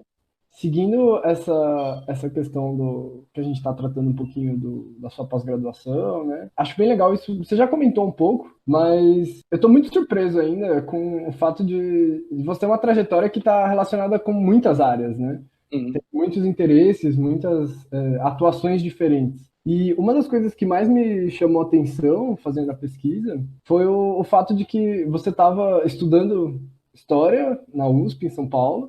Você já estava na pós-graduação em Filosofia, na Unicamp, em Campinas, e também já estava dando aula de Economia na Unesp de Araraquara, né? Então, eu fiquei muito curioso para saber como que eram as vivências nesses diferentes departamentos de universidades públicas, né? Teve alguma coisa que te marcou muito sobre o pessoal de Campinas, da Unicamp é desse jeito, aqui em Araraquara é outra coisa e lá em São Paulo é outra, sabe? Eu acho que como que era esse trânsito assim entre essas três cidades e esses três departamentos também? Araraquara foi uma experiência sensacional, deliciosa, porque eu nunca tinha morado numa cidade um pouco menor, não é pequena Araraquara, é uma cidade de bom porte, mas é que Porto Alegre tem 1,5 milhão de habitantes, São Paulo tem 12 milhões, Araraquara, não sei, tem 200 mil, não sei, uma coisa assim. E a minha sensação em Araraquara, da vida, é que dava tempo de fazer tudo. Isso era incrível, dava tempo de fazer tudo. Eu levantava de manhã, ia para a universidade. Eu não ficava o tempo inteiro em Araraquara. A gente tinha lá os professores, uma chamada República, a gente brincava, era a República dos Professores, em que era uma casa que tinha uma senhora que era a governanta, que era ela que cuidava da manutenção, porque tinha professor que ia num dia e voltava no outro, e tinha professores que ficavam mais 3 dias, depende das aulas. Então o cara dava aula segunda e quarta, então ele ia segunda-feira e dava aula dele, depois dava aula de quarta e quinta-feira voltava para São Paulo ou para onde ele morasse. Alguns moravam em Ribeirão, ou moravam em Campinas e tal. Então tinha essa casa. Então eu não ficava direto lá. Mas aos poucos começou a ficar tão gostoso estar lá, né, pela convivência. E eu era muito mocinho, tinha 25 anos, era pouca coisa mais velho que meus alunos. Então eu acabava convivendo muito com os alunos, né, e a casa essa ficava perto de uma esquina onde tinha os grandes botecos da universidade. Então, e era incrível, era maravilhoso. Eu podia estudar tranquilamente da noite, das 7 até as 10 da noite, até as 10h30, e aí encerrava, e aí ela na esquina tomava uma cerveja, encontrava o pessoal lá, né, comia uma coisinha, batia papo, tomava uma cerveja, voltava para casa, dormia, não precisava nem ser muito tarde. Ou seja, dava tempo de fazer tudo e de encontrar e ter esse contato direto com o que a gente estava falando de aluno-professor. Isso funcionava de maneira sensacional e acho que é uma coisa que funciona em todas as Unesps e é uma das coisas grandes e bacanas da Unesp, Já na Unicamp já era maior, mas, por outro lado, tinha Barão Geraldo, que tem até hoje, que dava uma convivência. Muitos professores moravam por ali e os alunos também. Então, os caras se cruzavam nos lugares e você tinha uma convivência com o professor diferente e o professor com os alunos, que era diferente. Então, me lembro que eu, aluno de pós-graduação lá da Unicamp, nossa, ser convidado pelos professores, meus professores, para festa. Vou dar uma festa lá em casa. Convidava os alunos, porque nós éramos poucos também. Não ia pesar no orçamento do cara. Fazer, né? Então, convidava e tudo. Isso já na USP é um pouco mais difícil. Acontece também, mas é um pouco mais difícil porque é tudo muito grande. São Paulo é muito... As pessoas moram longe uma da outra, né? É tudo muito mais complicado. Então, a lembrança que eu tenho do ambiente da Unesp era muito bom por isso, e era muito bom também porque, como eu falei, a gente estava montando o curso. Então, tinha muita conversa sobre o que é relevante, e todo mundo era de esquerda ali. Alguns eram mais para o lado do Partido Comunista, outros mais para o lado do PT, e nos anos 80 era um embate enorme entre os dois. O Partido Comunista não era legalizado, mas a turma estava no MDB. Então você tinha um embate entre PMDB e PT. Mas todo mundo era de um ou de outro, não tinha ninguém de direita ali. Então a discussão era bacana, era isso. Tal autor, não, tal, não sei o quê, vamos botar isso, vamos botar a Rosa, vamos botar o programa, né? Como é que monta o curso de macro, o curso, né? Curso de Economia Internacional, me lembro que montei o curso, imagina, o curso muito melhor que eu tinha tido na FEI, porque eu peguei um pouco a bibliografia tradicional, sei lá, da economia burguesa, vamos dizer assim, mas eu peguei, imagina, para a gente ler o imperialismo do Lenin e o imperialismo da Rosa, e a gente discutiu esses dois textos em sala de aula com meus alunos, curso que eu dei de Economia Internacional na Unesp. Então, era bacana por isso, né? Bom, na USP, então, é isso. Na USP, essa distância é um pouco maior por questões até logísticas, vamos dizer assim. Mas era um ambiente muito bom também, né? Muito bacana. A gente tinha uma turma, tinha uma classe. Isso era uma coisa interessante também. Você entrava na graduação com um grupo de pessoas e aquele grupo ia mais ou menos continuar com você o curso todo. Porque não tinha acontecido na história ainda essa reforma que aconteceu, que permitiu que os estudantes, primeiro, acabou com o pré-requisito, que nunca teve direito, mas enfim, e que não tinha uma sequência para fazer. Se manteve o semestre ideal, mas se rompeu com essa. Os alunos podem fazer o curso, montar o curso mais ou menos como eles quiserem e se inscrever com o professor que eles quiserem. Eu acho isso ótimo. Só que o único defeito disso é que não tem turma mais. Você não tem mais aqueles mesmos colegas o curso inteiro. Então, você não chega a formar grupo de trabalho, né? E tipo, eu gosto de trabalhar com a Beltrana e com fulano. Eu me afino com eles e tal. Você não tem mais muito isso. A menos que você combine com os amigos. Vamos fazer o tal curso? Isso também pode acontecer.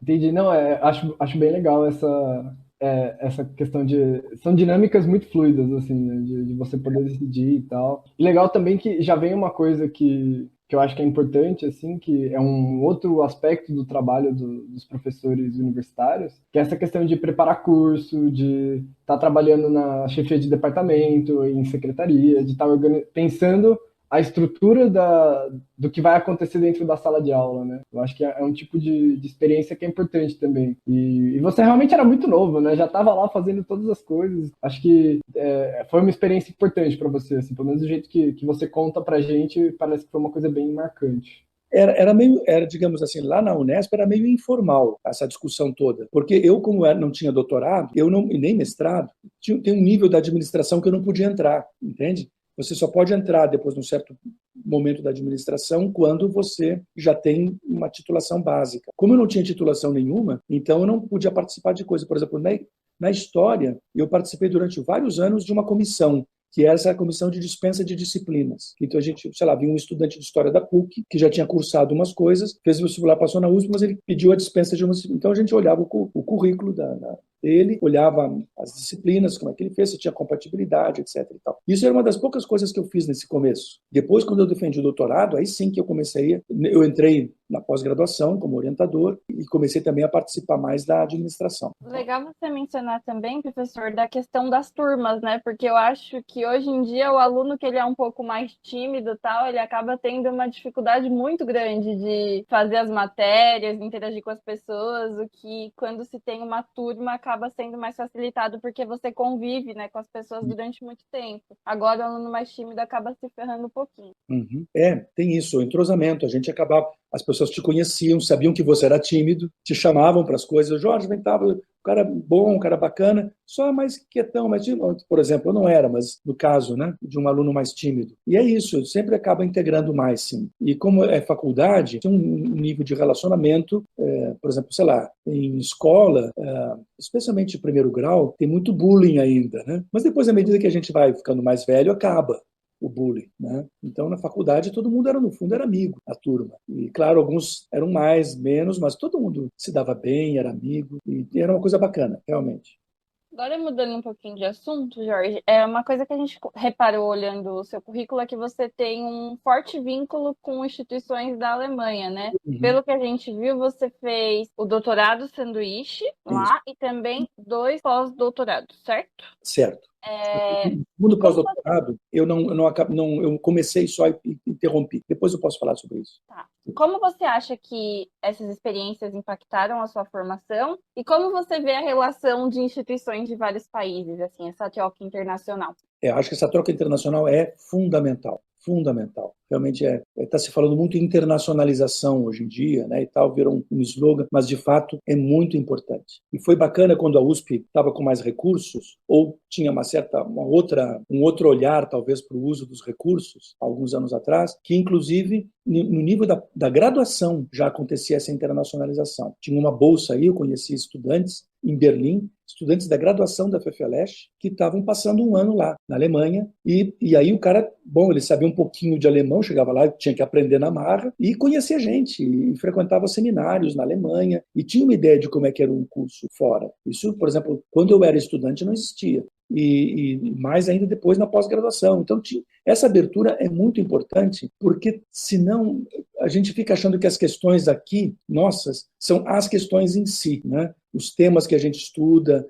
a perspectiva de trabalho. E é interessante saber como é que são as coisas em outros lugares, circular um pouco em outros países, né? E não precisa nem ir muito longe, não. Se puder ir para a Argentina, para o Chile, para o Peru, sabe? Já dá uma outra mexida. As tradições intelectuais são diferentes. Não precisa nem ser Estados Unidos, Europa, não sei o quê. Mas já por aqui, por perto, México. Nossa, bom, México é longe, mas de qualquer maneira é próximo do ponto de vista cultural e tudo. A internacionalização é muito importante. Foi muito, muito importante para mim. E eu, no começo, nem tinha muito essa pegada. Eu estava querendo aprender alemão, mas é para ler o Marx mesmo, e o Hegel, e o Kant. Uma coisa que também talvez surpreenda o Ulisses mais uma vez. Eu era, nessa época, nos meus 20 e poucos, até os 30 e poucos anos, um leitor, assim, apaixonado por Nietzsche. Me lembro, inclusive, que o Nietzsche está presente na minha tese de doutorado, né? Embora seja uma coisa que não está clara ali, mas para mim estava bem, bem claro. Eu me lembro quando capítulos da minha tese, especialmente no fim, em que eu estava com o Capital na minha esquerda, o papel em branco na frente, o Nietzsche ali à minha direita, não necessariamente nessa ordem, mas enfim, e lendo justamente a crítica que Nietzsche faz a uma certa hierarquização temporal do mundo, por que o essencial vem antes, por que não sei o quê. E isso foi importante para eu perceber que isso também está presente no Marx, que o Marx não é essa coisa teleológica, a sequência dos modos de produção, base e superestrutura, toda essa coisa muito compartimentada, até parece coisa de cursinho, né? No cursinho que os professores ensinam com tudo muito encaixadinho, para eles têm que meter aquilo na cabeça dos estudantes em 6 meses. Então, esse marxismo parece um marxismo de cursinho, assim, base, tudo muito esquematizado. E aí, o que o Nietzsche me ajudou muito foi a superar esse esquematismo todo, não só no Marx, mas, né, em outros autores que não são esquemáticos, mas as pessoas pensam que eles são. Então eu comecei a ler esses caras em alemão e aí quis fazer um sanduíche. Aí fui para a Alemanha e me encantei com a Alemanha, com o ambiente universitário alemão e com uma coisa gostosa que tem. Eu acho que também pesou o fato de que eu cheguei na Alemanha no verão. Isso pesa. Se tivesse chegado no inverno, eu ia ficar meio... Todo mundo fica muito em casa, claro, aquela neve toda caindo, aquele frio. Claro, os bares estão cheios, é lógico, as pessoas vão para os bares, mas você tem que conhecer, né, os bares e as pessoas. Mas no verão não, está todo mundo na rua, então você acaba tendo contatos assim. Então, Eu curti muito e aí comecei a querer voltar e fazer coisas lá. E aí comecei a conhecer professores e ambientes intelectuais. Fui pela primeira vez para Berlim, me apaixonei por Berlim e conheci uns professores muito bacanas lá. E esse segundo pós-doutorado foi justamente com um professor que eu tinha conhecido em Berlim e com quem eu mantive contato. Eu retomei o contato e ele estava não mais em Berlim, mas ele estava em Magdeburg, que é uma cidade ali mais ou menos ali perto. E então eu fui fazer o pós-doc com ele, mas tive que interromper por um problema familiar aí, repentinamente, enfim, uma coisa, a minha mãe morreu, ela estava super bem, mas teve um ataque cardíaco, e eu fiquei tão abalado, tão mal, que eu disse assim, quer saber, desisto. Devolvi o dinheiro para a CAPES, entrei em contato com ele e disse, não, tem que devolver o dinheiro. Ah, é? Tá bom. Devolvi o dinheiro para a CAPES, me despedi do meu supervisor lá na Alemanha, voltei para o Brasil, e enfim. Então não cheguei a completar, mas o primeiro pós-doc eu fiz em Berlim e foi uma coisa muito, muito bacana. E aí comecei a voltar muito, porque eu comecei a conhecer as pessoas, e aí já fazendo a livrodocência. Eu fui um amigo que eu tinha feito lá na Alemanha, que é justamente pesquisador da Fundação Rosa Luxemburgo, eu já trouxe ele para o Brasil, e ele veio outras vezes por conta própria, ou convidado pela Fundação Rosa Luxemburgo, daqui, que é o Alex Demirovich. Ele me apresentou para os pesquisadores da MEGA, da Max Engels Gesamtausgabe. E aí eu fiz amizade com eles, então encontro com eles. Teve até uma época que eu parei de ir, fiquei um ano mais ou menos sem ir para a Alemanha, e o coordenador lá da Mega me escreveu uma carta assim, puxa, por que você nunca mais me visitou, não sei o quê. Aí eu disse para ele, porque eu nunca mais fui, mas agora, a próxima vez, eu te visito e tal. E ele gosta muito, porque eu levo daqui para ele os livros do Marx traduzidos para o português, e ele acha essas edições da Boitempo, ele gosta muito, porque é um livro grosso, mas é leve, a edição muito boa, então ele adora, e também porque lá, vejam só, lá ele usa isso, então você entra no escritório dele, tem duas paredes assim, tapetadas só de traduções do Marx para milhões de idiomas. Né? Por quê? Porque ele tem que mostrar constantemente para o governo alemão que vale a pena continuar dando dinheiro para a Mega, porque sempre tem uns caras, por exemplo, ele me contou um tempo atrás que o marido da Angela Merkel, né, o senhor Merkel, professor Merkel, ele é professor universitário, não me lembro se é de química, uma coisa assim. E ele também tem influência tipo no CNPq, claro, a mulher dele é primeira-ministra, e ele é tipo de um CNPq, do Conselho do CNPq da Alemanha. E ele estava dizendo, mas por que a gente está usando dinheiro público para financiar a publicação de obras desses dois comunistas? Isso é um absurdo. Então, tem que a todo momento provar que não, que é uma coisa internacional, que é uma coisa boa para a Alemanha, não só para o comunismo, mas é para a Alemanha e não sei o quê. Então, esses contatos todos foram muito enriquecedores para mim, muito enriquecedores por ter essa dimensão internacional das coisas. E, a partir daí, contatos com gente de outros lugares, do Oriente, sei lá, japoneses, coreanos, chineses. Né? Em que ano foi a primeira vez que você foi para lá? Eu tinha ido para lá, foi em 89.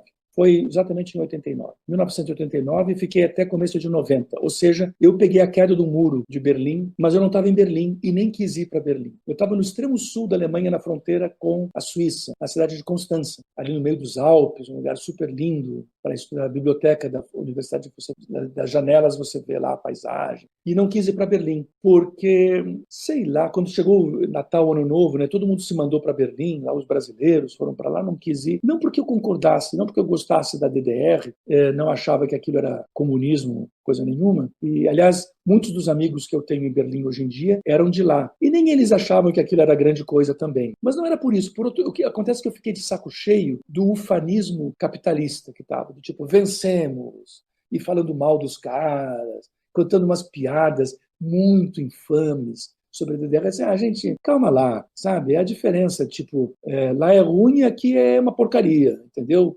Grande coisa, como se o capitalismo fosse grande coisa, né?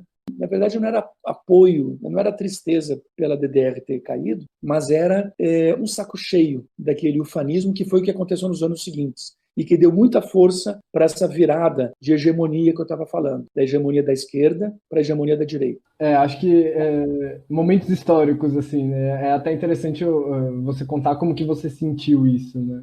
Acho que tem muito a ver com esse, não sei, estou comentando aqui, mas com esse período também do fim do século, assim, né? Quando vai chegando nos anos 90, a coisa vai ficando meio complicada, né? E chega onde a gente está hoje também, né? Porque está um pouco ali.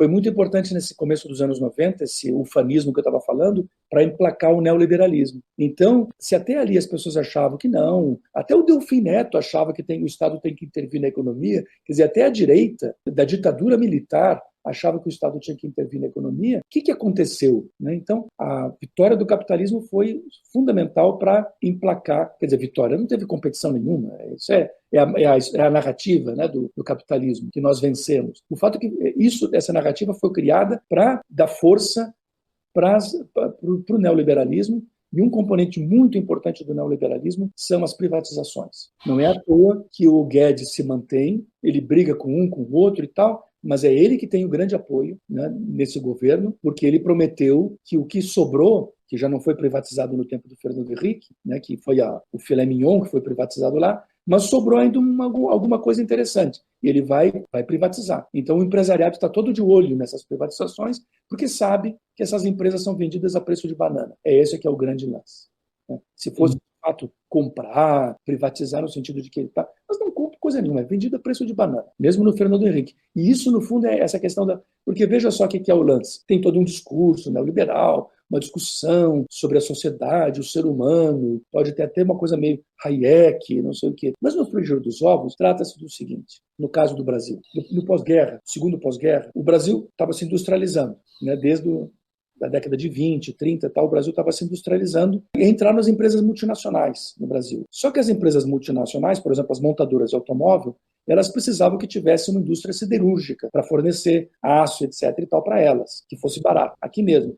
Só que elas mesmas não iam investir na indústria siderúrgica. Por quê? Porque o prazo de maturação do investimento é longo. Então o cara começa a botar dinheiro agora e só vai ter lucro daqui a 15 anos. Então, eles não queriam. Eles são imediatistas. O cara quer entrar, monta a fábrica, em 3 anos está dando lucro. É isso que ele quer. Né? Isso desde o consumo durável, automóveis, eletrodomésticos e tal, é rápido. Uma coisa de infraestrutura, imagina montar Itaipu, né? Claro que não dá. Mas uma vez que está montado, aí agora eles querem, porque já está pronto, entendeu? A estrada está construída, então eles querem agora privatizar a estrada, botar o pedágio, porque o pedágio paga a manutenção da estrada e dá lucro. Agora, eles construírem a estrada, não. Então, o que acontece? A privatização, no fundo, é isso. É uma apropriação quase que de graça do patrimônio público, num momento em que o patrimônio que não tem mais prejuízo, vai ter só lucro. Então é claro que esse é o componente, só que a partir daí se inventa toda uma ideologia, né, do Estado que é ineficiente, não sei o quê, como se as empresas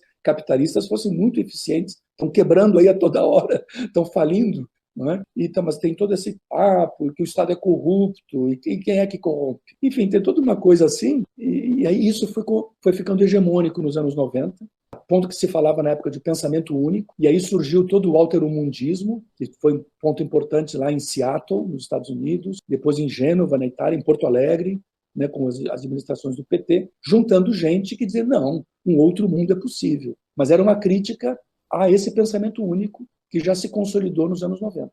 Que coisa. Eu acho que isso tem muito a ver com a última pergunta que a gente pensou para encerrar esse bloco sobre a parte da pesquisa, que é um pouco também essa transição tecnológica, digamos assim, né? Que, pelo menos assim, não, eu sou do último ano dos anos 90, mas ouvi falar bastante dessa questão do bug do milênio, né? Então, já tinha lá os computadores e tal. E é uma coisa que a gente fica realmente muito curioso para perguntar, assim, que é... Acho que você até comentou, né? Era o Marx, um papel em branco e o Nietzsche do outro lado, né? E hoje em dia, assim, a gente talvez... O paralelo seria Marx, um computador, um notebook e o Nietzsche do outro lado. Como que era você fazer essa pesquisa sem computador, sem essas, vamos dizer assim, as tecnologias que a gente tem hoje, né? Elas apareceram antes, então. É que os computadores evoluíram muito. Se criou primeiro o PC, o Personal Computer. Isso foi a grande coisa, porque já eu ouvia falar de computador desde criança. E quando eu entrei na economia, em 77, tinha já um curso de computação. E a gente aprendia a fazer os algoritmos, e depois só que tinha que furar cartão e levar na Poli, que era na Poli que estavam os computadores abertos para a comunidade estudantil. Então a gente levava os cartões, levava, e os computadores eram uns armários enormes, assim. E aí depois surgiu o PC, e depois, mais tarde, ainda surgiu o laptop. Quando eu escrevi minha tese de doutorado, eu comecei no papel, mas no final já tendo que datilografar em máquina de escrever.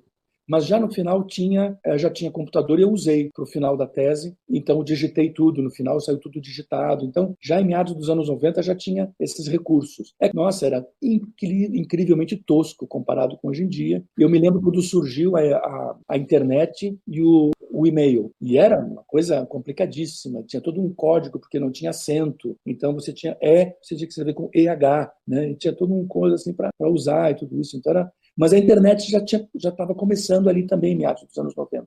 Então, essa tecnologia avançou com muita rapidez entre o início dos anos 90 até, eu acho que a crise de 2008. E aí depois eu acho, pode ser que eu esteja por fora, né, da tecnologia agora, mas eu acho que deu uma parada e acho que agora a coisa voltou a andar com muita força por causa da pandemia, né?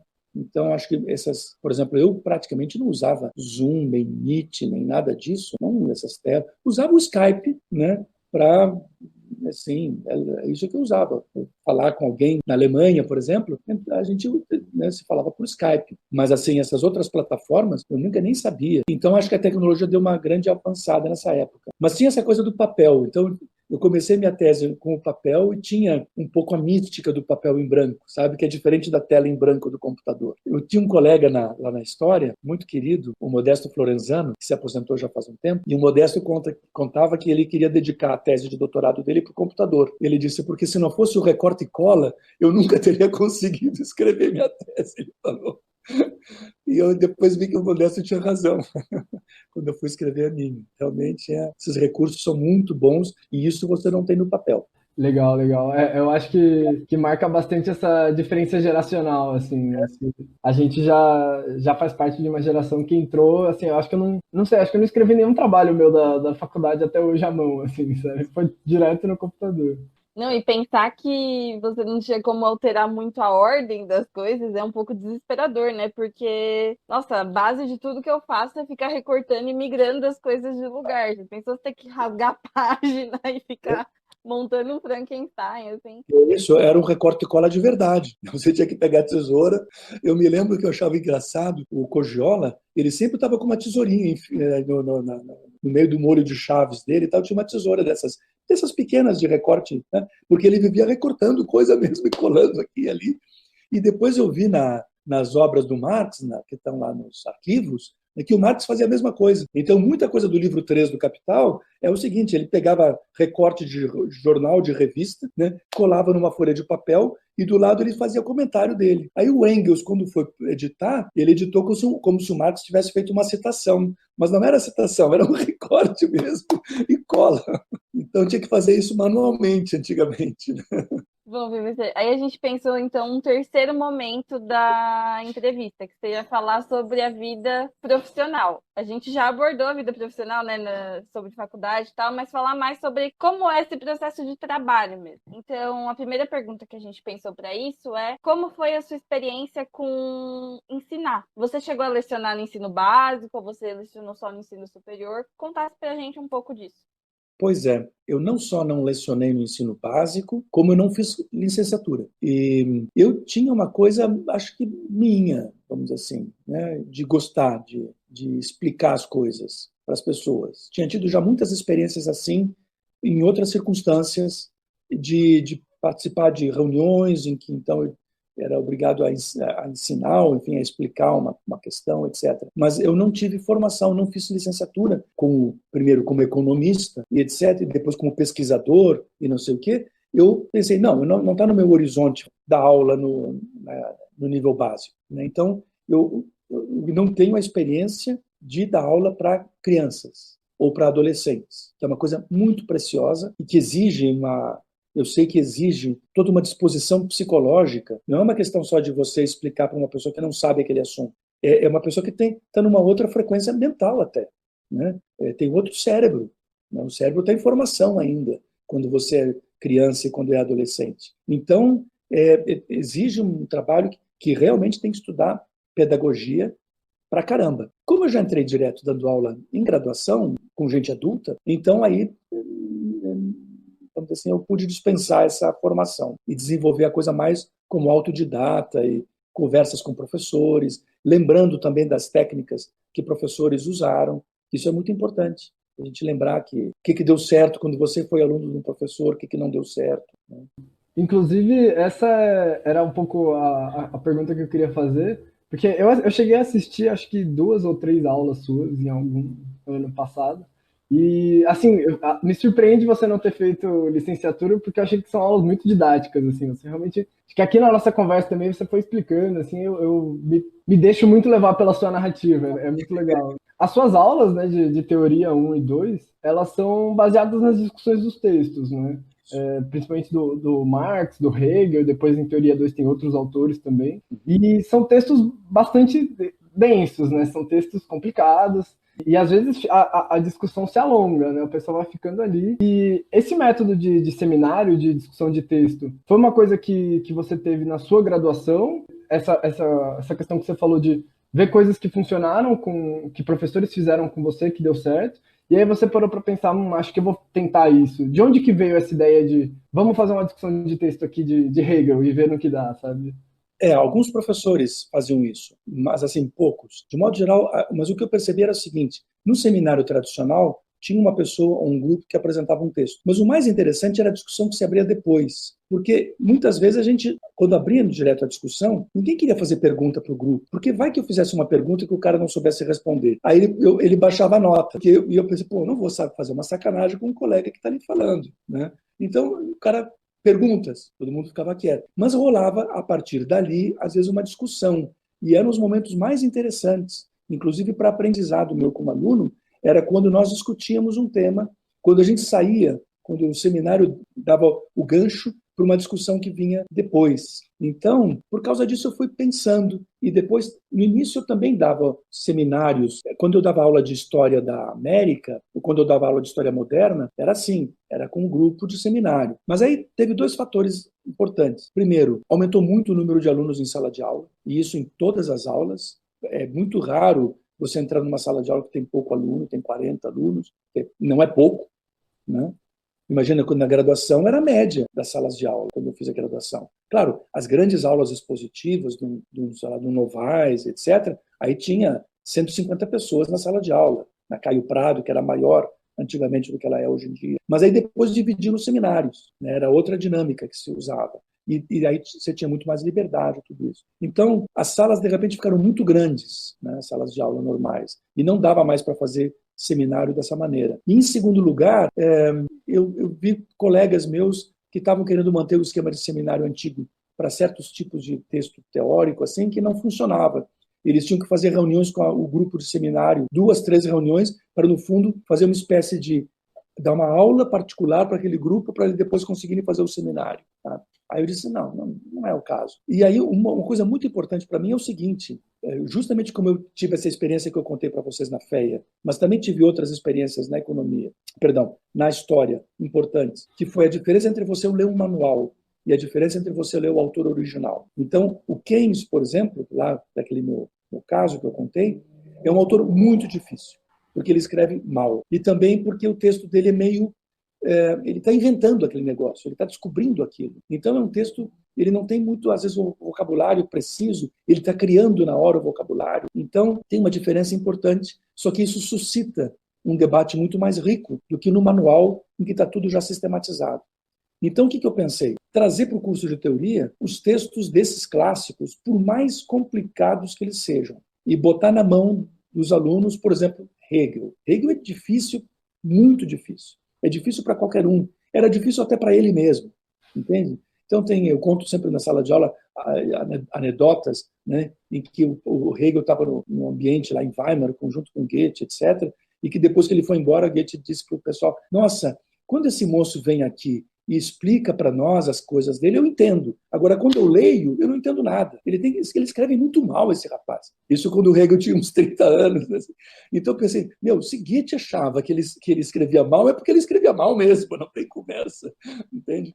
Então, mas mesmo assim, vamos botar o texto, vamos discutir, vamos ver, né?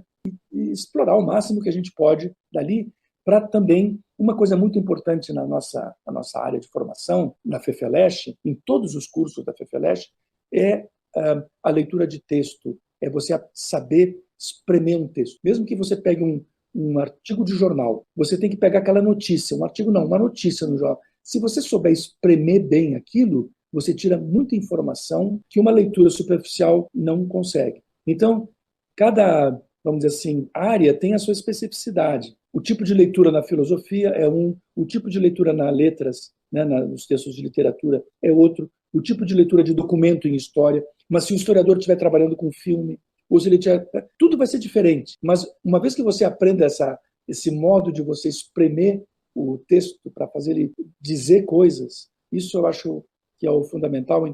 Então o curso visa não só ensinar aqueles autores, mas visa ensinar também esse modo de ler em que você aprende a extrair do texto o máximo que ele pode te dar. E sem ter medo de texto nenhum, que é como eu digo para os meus alunos. Se vocês lerem Hegel, vocês conseguem ler qualquer um.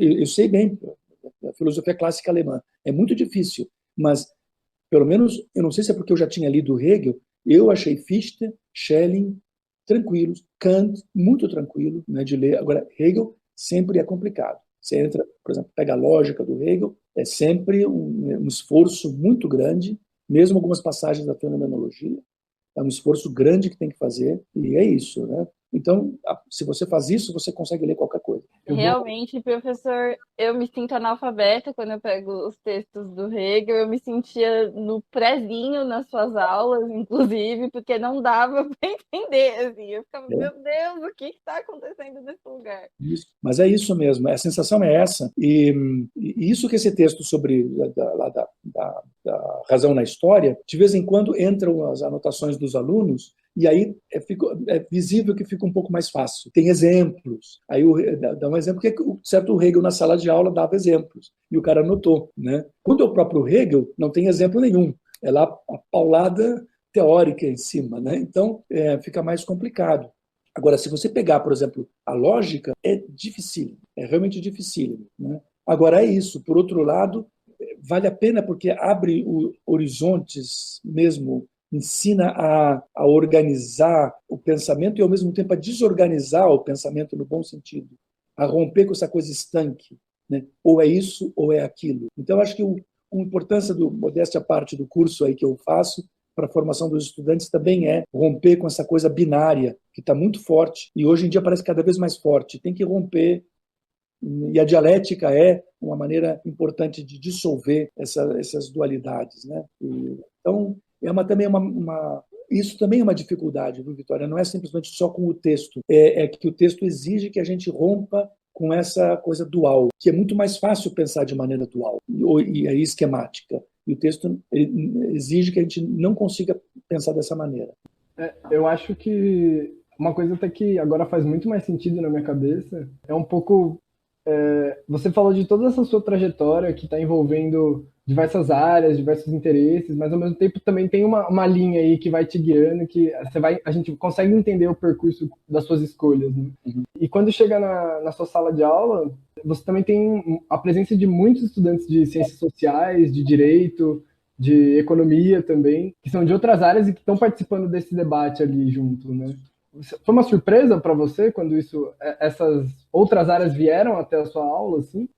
Surpresa foi quando o direito veio. E aí eu percebi que o pessoal tem uma turma lá no São Francisco muito bacana, e aí por isso eu recebo. Então, o que acontece? A minha classe é muito lotada porque, claro, o Júpiter fecha, mas aí começam os requerimentos e eu aceito todos os requerimentos. Né? E porque eu acho, em primeiro lugar, que essas pessoas que vêm de várias áreas enriquecem o debate. O cara vem do direito, ele tem uma perspectiva, o cara vem da economia, tem outra. A maior parte são da história, mas ainda tem alguns das sociais, da geografia. Agora, nos últimos anos, tem menos da geografia, mas uma época tinha muito estudante da geografia. Então, acho que agora eles têm mais cursos teóricos, talvez, lá, porque antigamente os estudantes reclamavam que eles tinham poucos cursos mais teóricos na geografia. E acho que agora eles corrigiram esse problema no currículo, não sei, porque os professores talvez estejam mais atentos a essas discussões mais teóricas e tudo. Então, a demanda dos estudantes de geografia por um curso de teoria da história, no caso, é menor.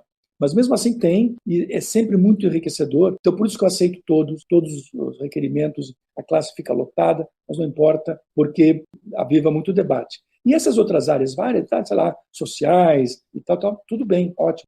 Tem bastante gente da psicologia, por exemplo. O que me espantou agradavelmente foi que nos últimos anos, 10 anos por aí, está cada vez mais gente do direito. E isso é um sinal maravilhoso, e aí eu dou toda a força aí, procuro cooperar com os colegas do Largo São Francisco aí no que eu posso. Eu vou aproveitar aqui para furar o script de novo mais uma vez, mas de novo veio a minha questão da periodização. Quando que você entrou para dar aula na USP? Então, em 85.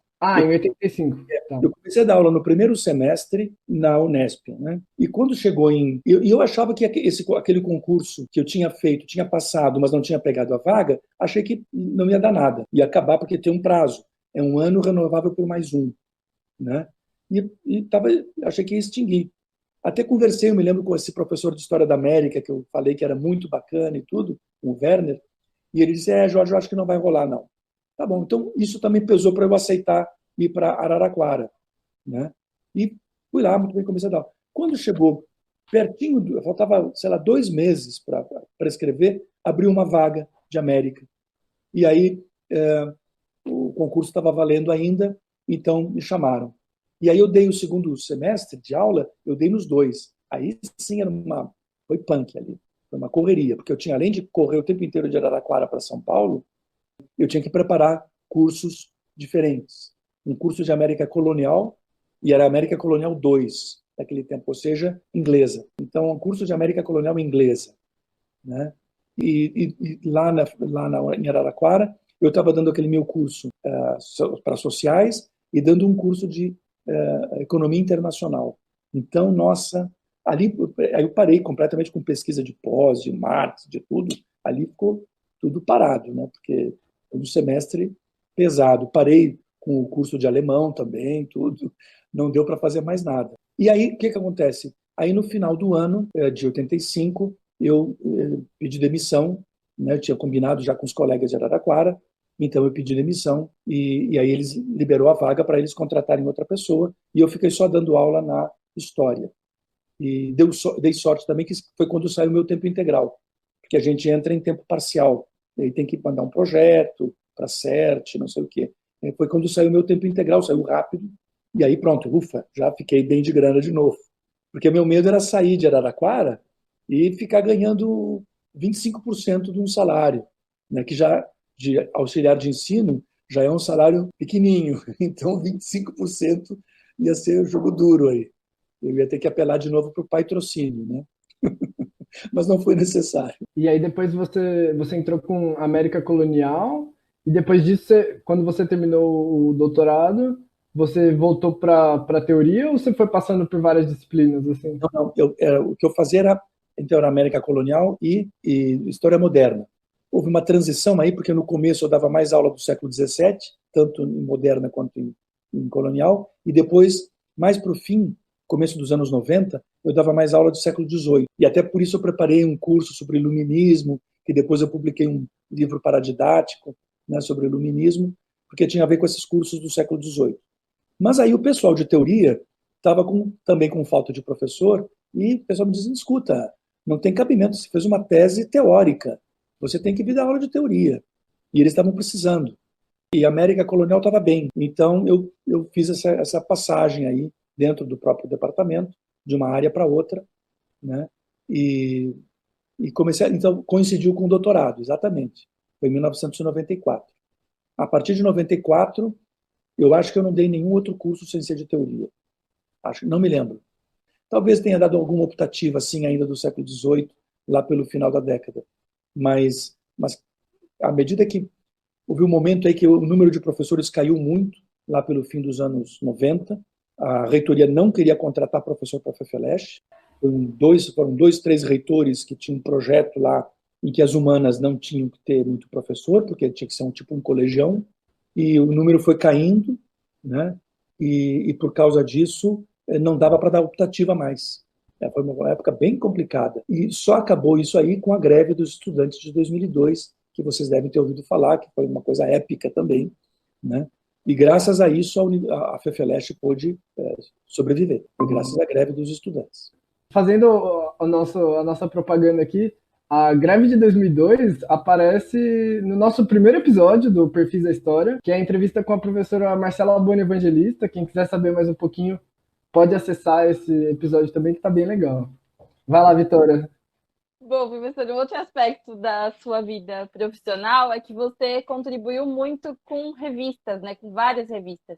Então, você participou da organização da Revista Brasileira de História, também da Revista Crítica Marxista por um período bem longo, da revista do IEB, que é o Instituto de Estudos Brasileiros, e também de uma revista alemã, que acho que você ainda participa da organização dela. Para você, qual que é o papel dessas publicações na atualidade acadêmica e qual que é a importância delas para a produção dentro da academia? É crucial. Eu acho que as revistas são cada vez mais importantes e agora ainda mais que o acesso se dá direto pelo computador, né? Você não precisa mais ter a revista em papel, né? É bom, eu gosto ainda, eu sou antiquado em muita coisa, eu gosto de papel. É uma coisa de gosto mesmo, porque eu consigo ler. Por exemplo, agora um doutorando me mandou um PDF do doutorado dele, que vai ser agora, a defesa vai ser em novembro na Unicamp, e ele perguntou, você quer também em papel? Eu disse, não, eu leio bem no computador, na tela de computador. Eu não tenho... Tem gente que não consegue, né? Tem gente que tem que imprimir para poder ler no papel. Não, eu consigo ler. Mas mesmo assim, revista, eu gosto de papel. Só que eu sei, por outro lado, que é muito bom e muito fácil o acesso direto, né, pelos sites das revistas e tudo. Então é cada vez mais importante, porque infelizmente com a enorme pressão de tempo, cada vez de atividades e tudo que se tem, ler um livro inteiro está cada vez mais difícil. Você vai lendo devagar, né? Mas esse tempo para, né, sentar e ler. Então eu me lembro de um aluno meu de doutorado que estava acabando o doutorado dele, mas estava louco para já começar a dar aula e trabalhar. Eu disse, não, cara, aproveita, porque depois, quando você de fato começar a trabalhar, você nunca mais vai conseguir sentar e ler a Crítica da Razão Pura numa sentada, entendeu? Você não vai ter mais esse tempo de tirar 2 meses para ler o livro todo, sabe? Então, revista, os artigos de revista têm essa coisa dinâmica. Você entra em algumas horas, né, por mais complexo ou longo que seja o artigo, em algumas horas ali de dedicação você lê a revista, né, você ficha, você arruma e tal. Então, é muito importante esse meio de difusão do pensamento. É cada vez mais importante. Legal. E eu acho que tem bastante a ver com a próxima pergunta, que é, assim, acho que provavelmente a maior parte das pessoas que te conhecem, que são da FEFELESH, que são da história, por exemplo, sabem que você é professor, mas acho que você tem até uma certa fama que vai para além do ambiente da USP, né? Que é um trabalho muito ativo com algumas editoras, né? E principalmente com a Boitempo, que publica os livros do Marx e tudo mais. E você tem muitos, né, vídeos gravados no canal no YouTube da Boitempo. E eu acho isso extremamente interessante, acho muito importante, assim, acho que tem a ver com isso de divulgar também um conhecimento, de estar participando de palestras em outros ambientes que não sejam só nos departamentos de história e de filosofia da vida. E eu queria perguntar, assim, como que é esse trabalho, essa parceria com a editora, essa questão da divulgação desse material? Como que isso aconteceu, assim, nessa sua trajetória? Então, não é tão grande assim como parece que é, porque esses vídeos da Boitempo, em grande parte, são dos congressos da Boitempo, né? E, por exemplo, publicar livro pela Boitempo, eu publiquei agora minha livre-docência, e vou publicar mais coisas. Aí, mais para frente, a gente já está em conversas e tudo, e eu agora entrei para uma comissão que eles organizaram para dar conta de continuar a publicação dessa coleção Marx Engels, né, da Boitempo, que é uma coleção muito importante. Eu mencionei justamente que eu levei lá os exemplares para o próprio diretor da Mega, mas esses vídeos que tem bastante são os vídeos dos congressos, né, da Boitempo, acho seminários, uma coisa, não me lembro como é o nome exatamente, que é muito bacana, muito importante essas atividades, me lembro que era o salão lá geralmente lá no Sesc Pinheiros, né, aquele salão lotado, né, sei lá, com centenas de pessoas, muito bacana essas atividades todas, né? E o vídeo é uma coisa que eu fazia, né? Por exemplo, quando eu lancei o livro no ano passado, fizemos uns vídeos de divulgação, etc., né, que também a Boitempo colocou no ar. Mas eu comecei mesmo a fazer mais vídeos e coisa agora, nesse semestre, nesse ano, por causa das aulas. E estou achando um negócio muito bacana. Ainda não me enturmei muito ainda como é que faz, tenho umas dúvidas técnicas e tudo, mas é um processo bacana. Eu tinha os meus preconceitos, né? E estou vendo que não. É uma linguagem, né? E é uma linguagem importante. E as editoras é isso. Eu publiquei o meu doutorado pela Expressão Popular, há um tempo atrás. E acho também, além da Boitempo, a Expressão Popular, que, aliás, volta e meia as duas cooperam, inclusive, né? E é uma editora muito importante também. E também procurei ajudar o máximo possível, porque não é questão simplesmente de ser editora, né? É o perfil da editora. Tanto a Boitempo como a Expressão Popular e outras, tem algumas outras, são editoras, sei lá, de esquerda, que tem um perfil de edições de textos críticos, de um espectro amplo, não é dentro da esquerda, que não é só uma linha da esquerda, tem várias. Tem algumas editoras que são de uma linha só, aí é ruim. Por exemplo, a Crítica Marxista, a revista, teve problemas no passado com uma editora que tinha uma certa linha, e quando saíram artigos na revista que eram de outra linha, os caras disseram, não, mas desde quando? Né? Então, a gente, porque eu estava naquela época, a gente disse, vamos cair fora, vamos procurar outra editora, porque essa aqui, eles estão querendo impor o conteúdo da revista, e a revista Crítica Marxista nasceu, antes de eu participar dela, né? Nasceu nos anos 90 como uma reação a essa coisa neoliberal que estava forte nos anos 90, e a ideia era, e é ainda, de contemplar nos artigos os vários ramos e discussões todas do marxismo. Então, tem, enfim, várias possibilidades. Até uma das últimas coisas que eu participei ainda no Conselho, eu me lembro que a gente estava publicando uns textos de uma vertente que não foi muito longe, que eu saiba, mas, enfim, surgiu nos Estados Unidos entre os anos 70 e os anos 80, que era o marxismo analítico. Então, alguns textos do marxismo analítico, a gente publicou ali, né? Acho que não tinha ninguém ali no Conselho Editorial que concordava com aquilo, mas era importante publicar, porque era mais uma discussão, juntando Marx com filosofia analítica em anglo-saxã, né? Então, tá, vamos lá, né? Então, essa coisa é importante. Então, essas editoras são editoras que têm esse espectro mais amplo, e acho que é isso que é o importante. É um trabalho essencial, assim, é de extrema importância. E elas têm pegadas bem diferentes, né? A Boitempo faz livros que vão durar a sua vida inteira, a Expressão Popular faz livros para você surrar mesmo, usar bastante. E os livros da Expressão Popular são bem baratos, né? Isso. Agora, isso que eu achei interessante, o meu livro especificamente, o Negativo do Capital, que saiu pela Expressão Popular, eu adorei a edição. Quer dizer, ainda adorei. A capa foi feita por uma artista plástica amiga minha, um casal de amigos, a Carmela Gross, né, que é uma capa sensacional, aquela coisa preta com a letra meio à mão, assim, branca, né? E a edição muito boa, né, até porque o tamanho do papel, eles explicaram, é um tamanho que eles fazem para não ter que cortar papel e dar rebarba. E é isso que encarece muito a edição. É quando você faz um formato que tem que ficar cortando o papel. E eles fizeram um formato, então, maior. E ficou ótimo, porque, inclusive, tem margem para você escrever e tudo.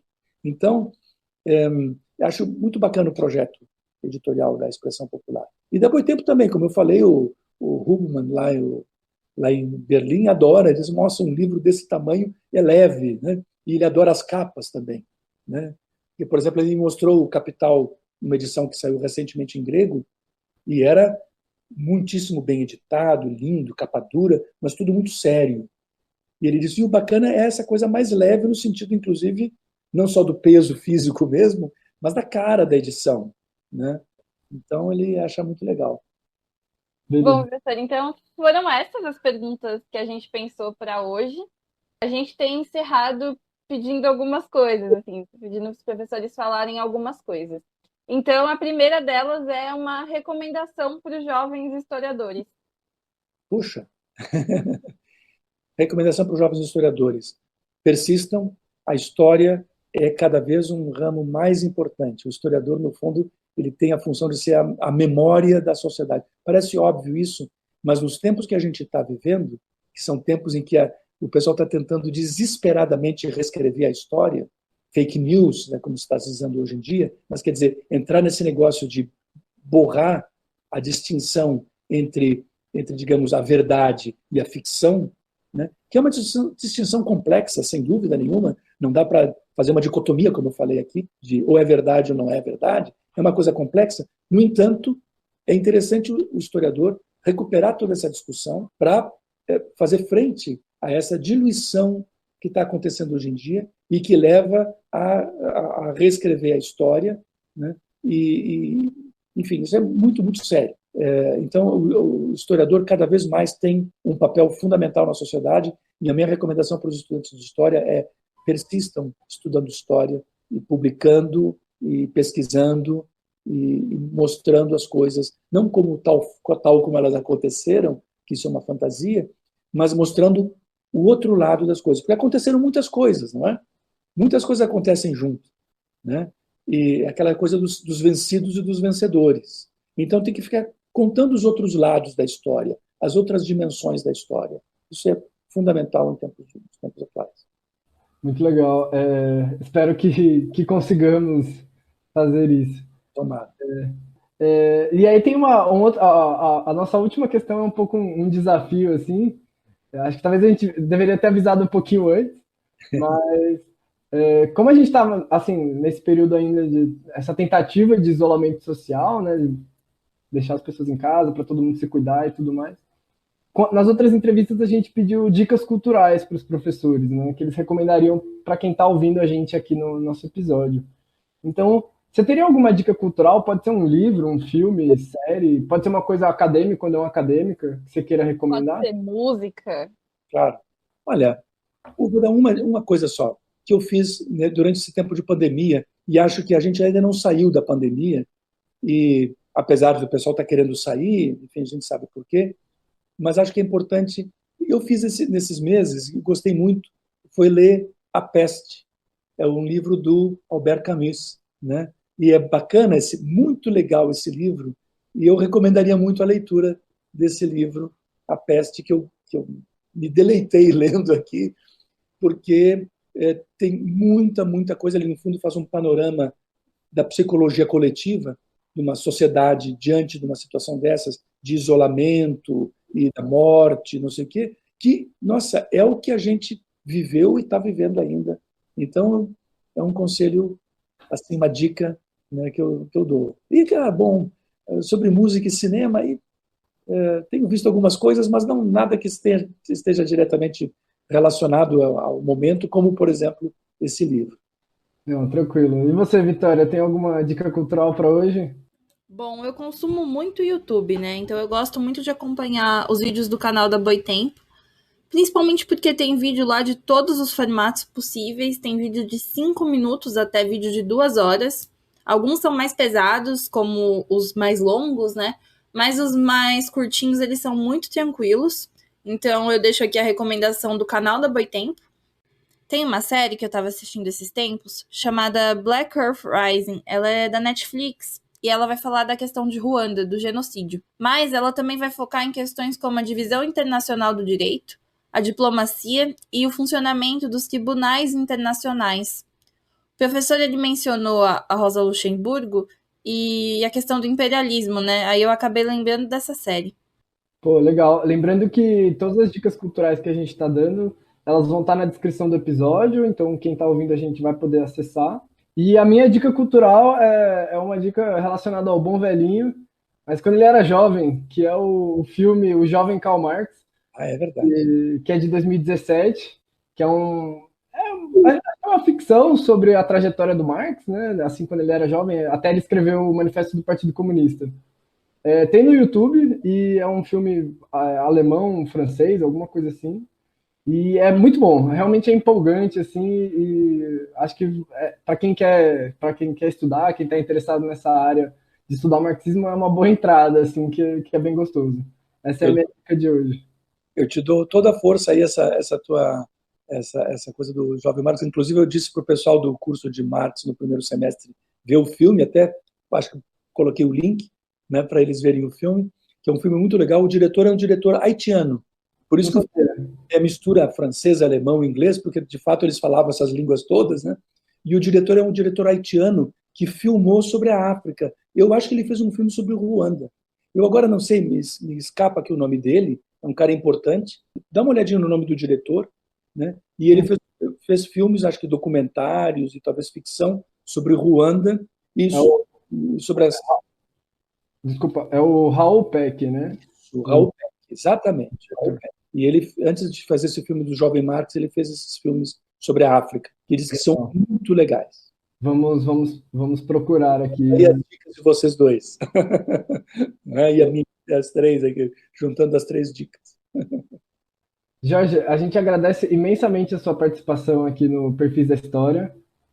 Esperamos que você tenha gostado da entrevista. Para mim foi incrível, foi um papo muito bom. Assim. Eu gostei muito das perguntas de vocês.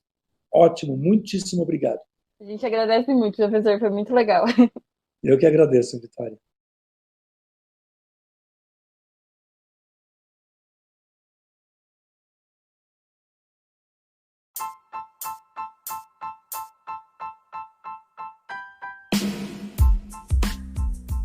Bem, pessoal, por hoje é só. Muito obrigada por terem ouvido até aqui e não se esqueçam de acompanhar as nossas páginas nas redes sociais.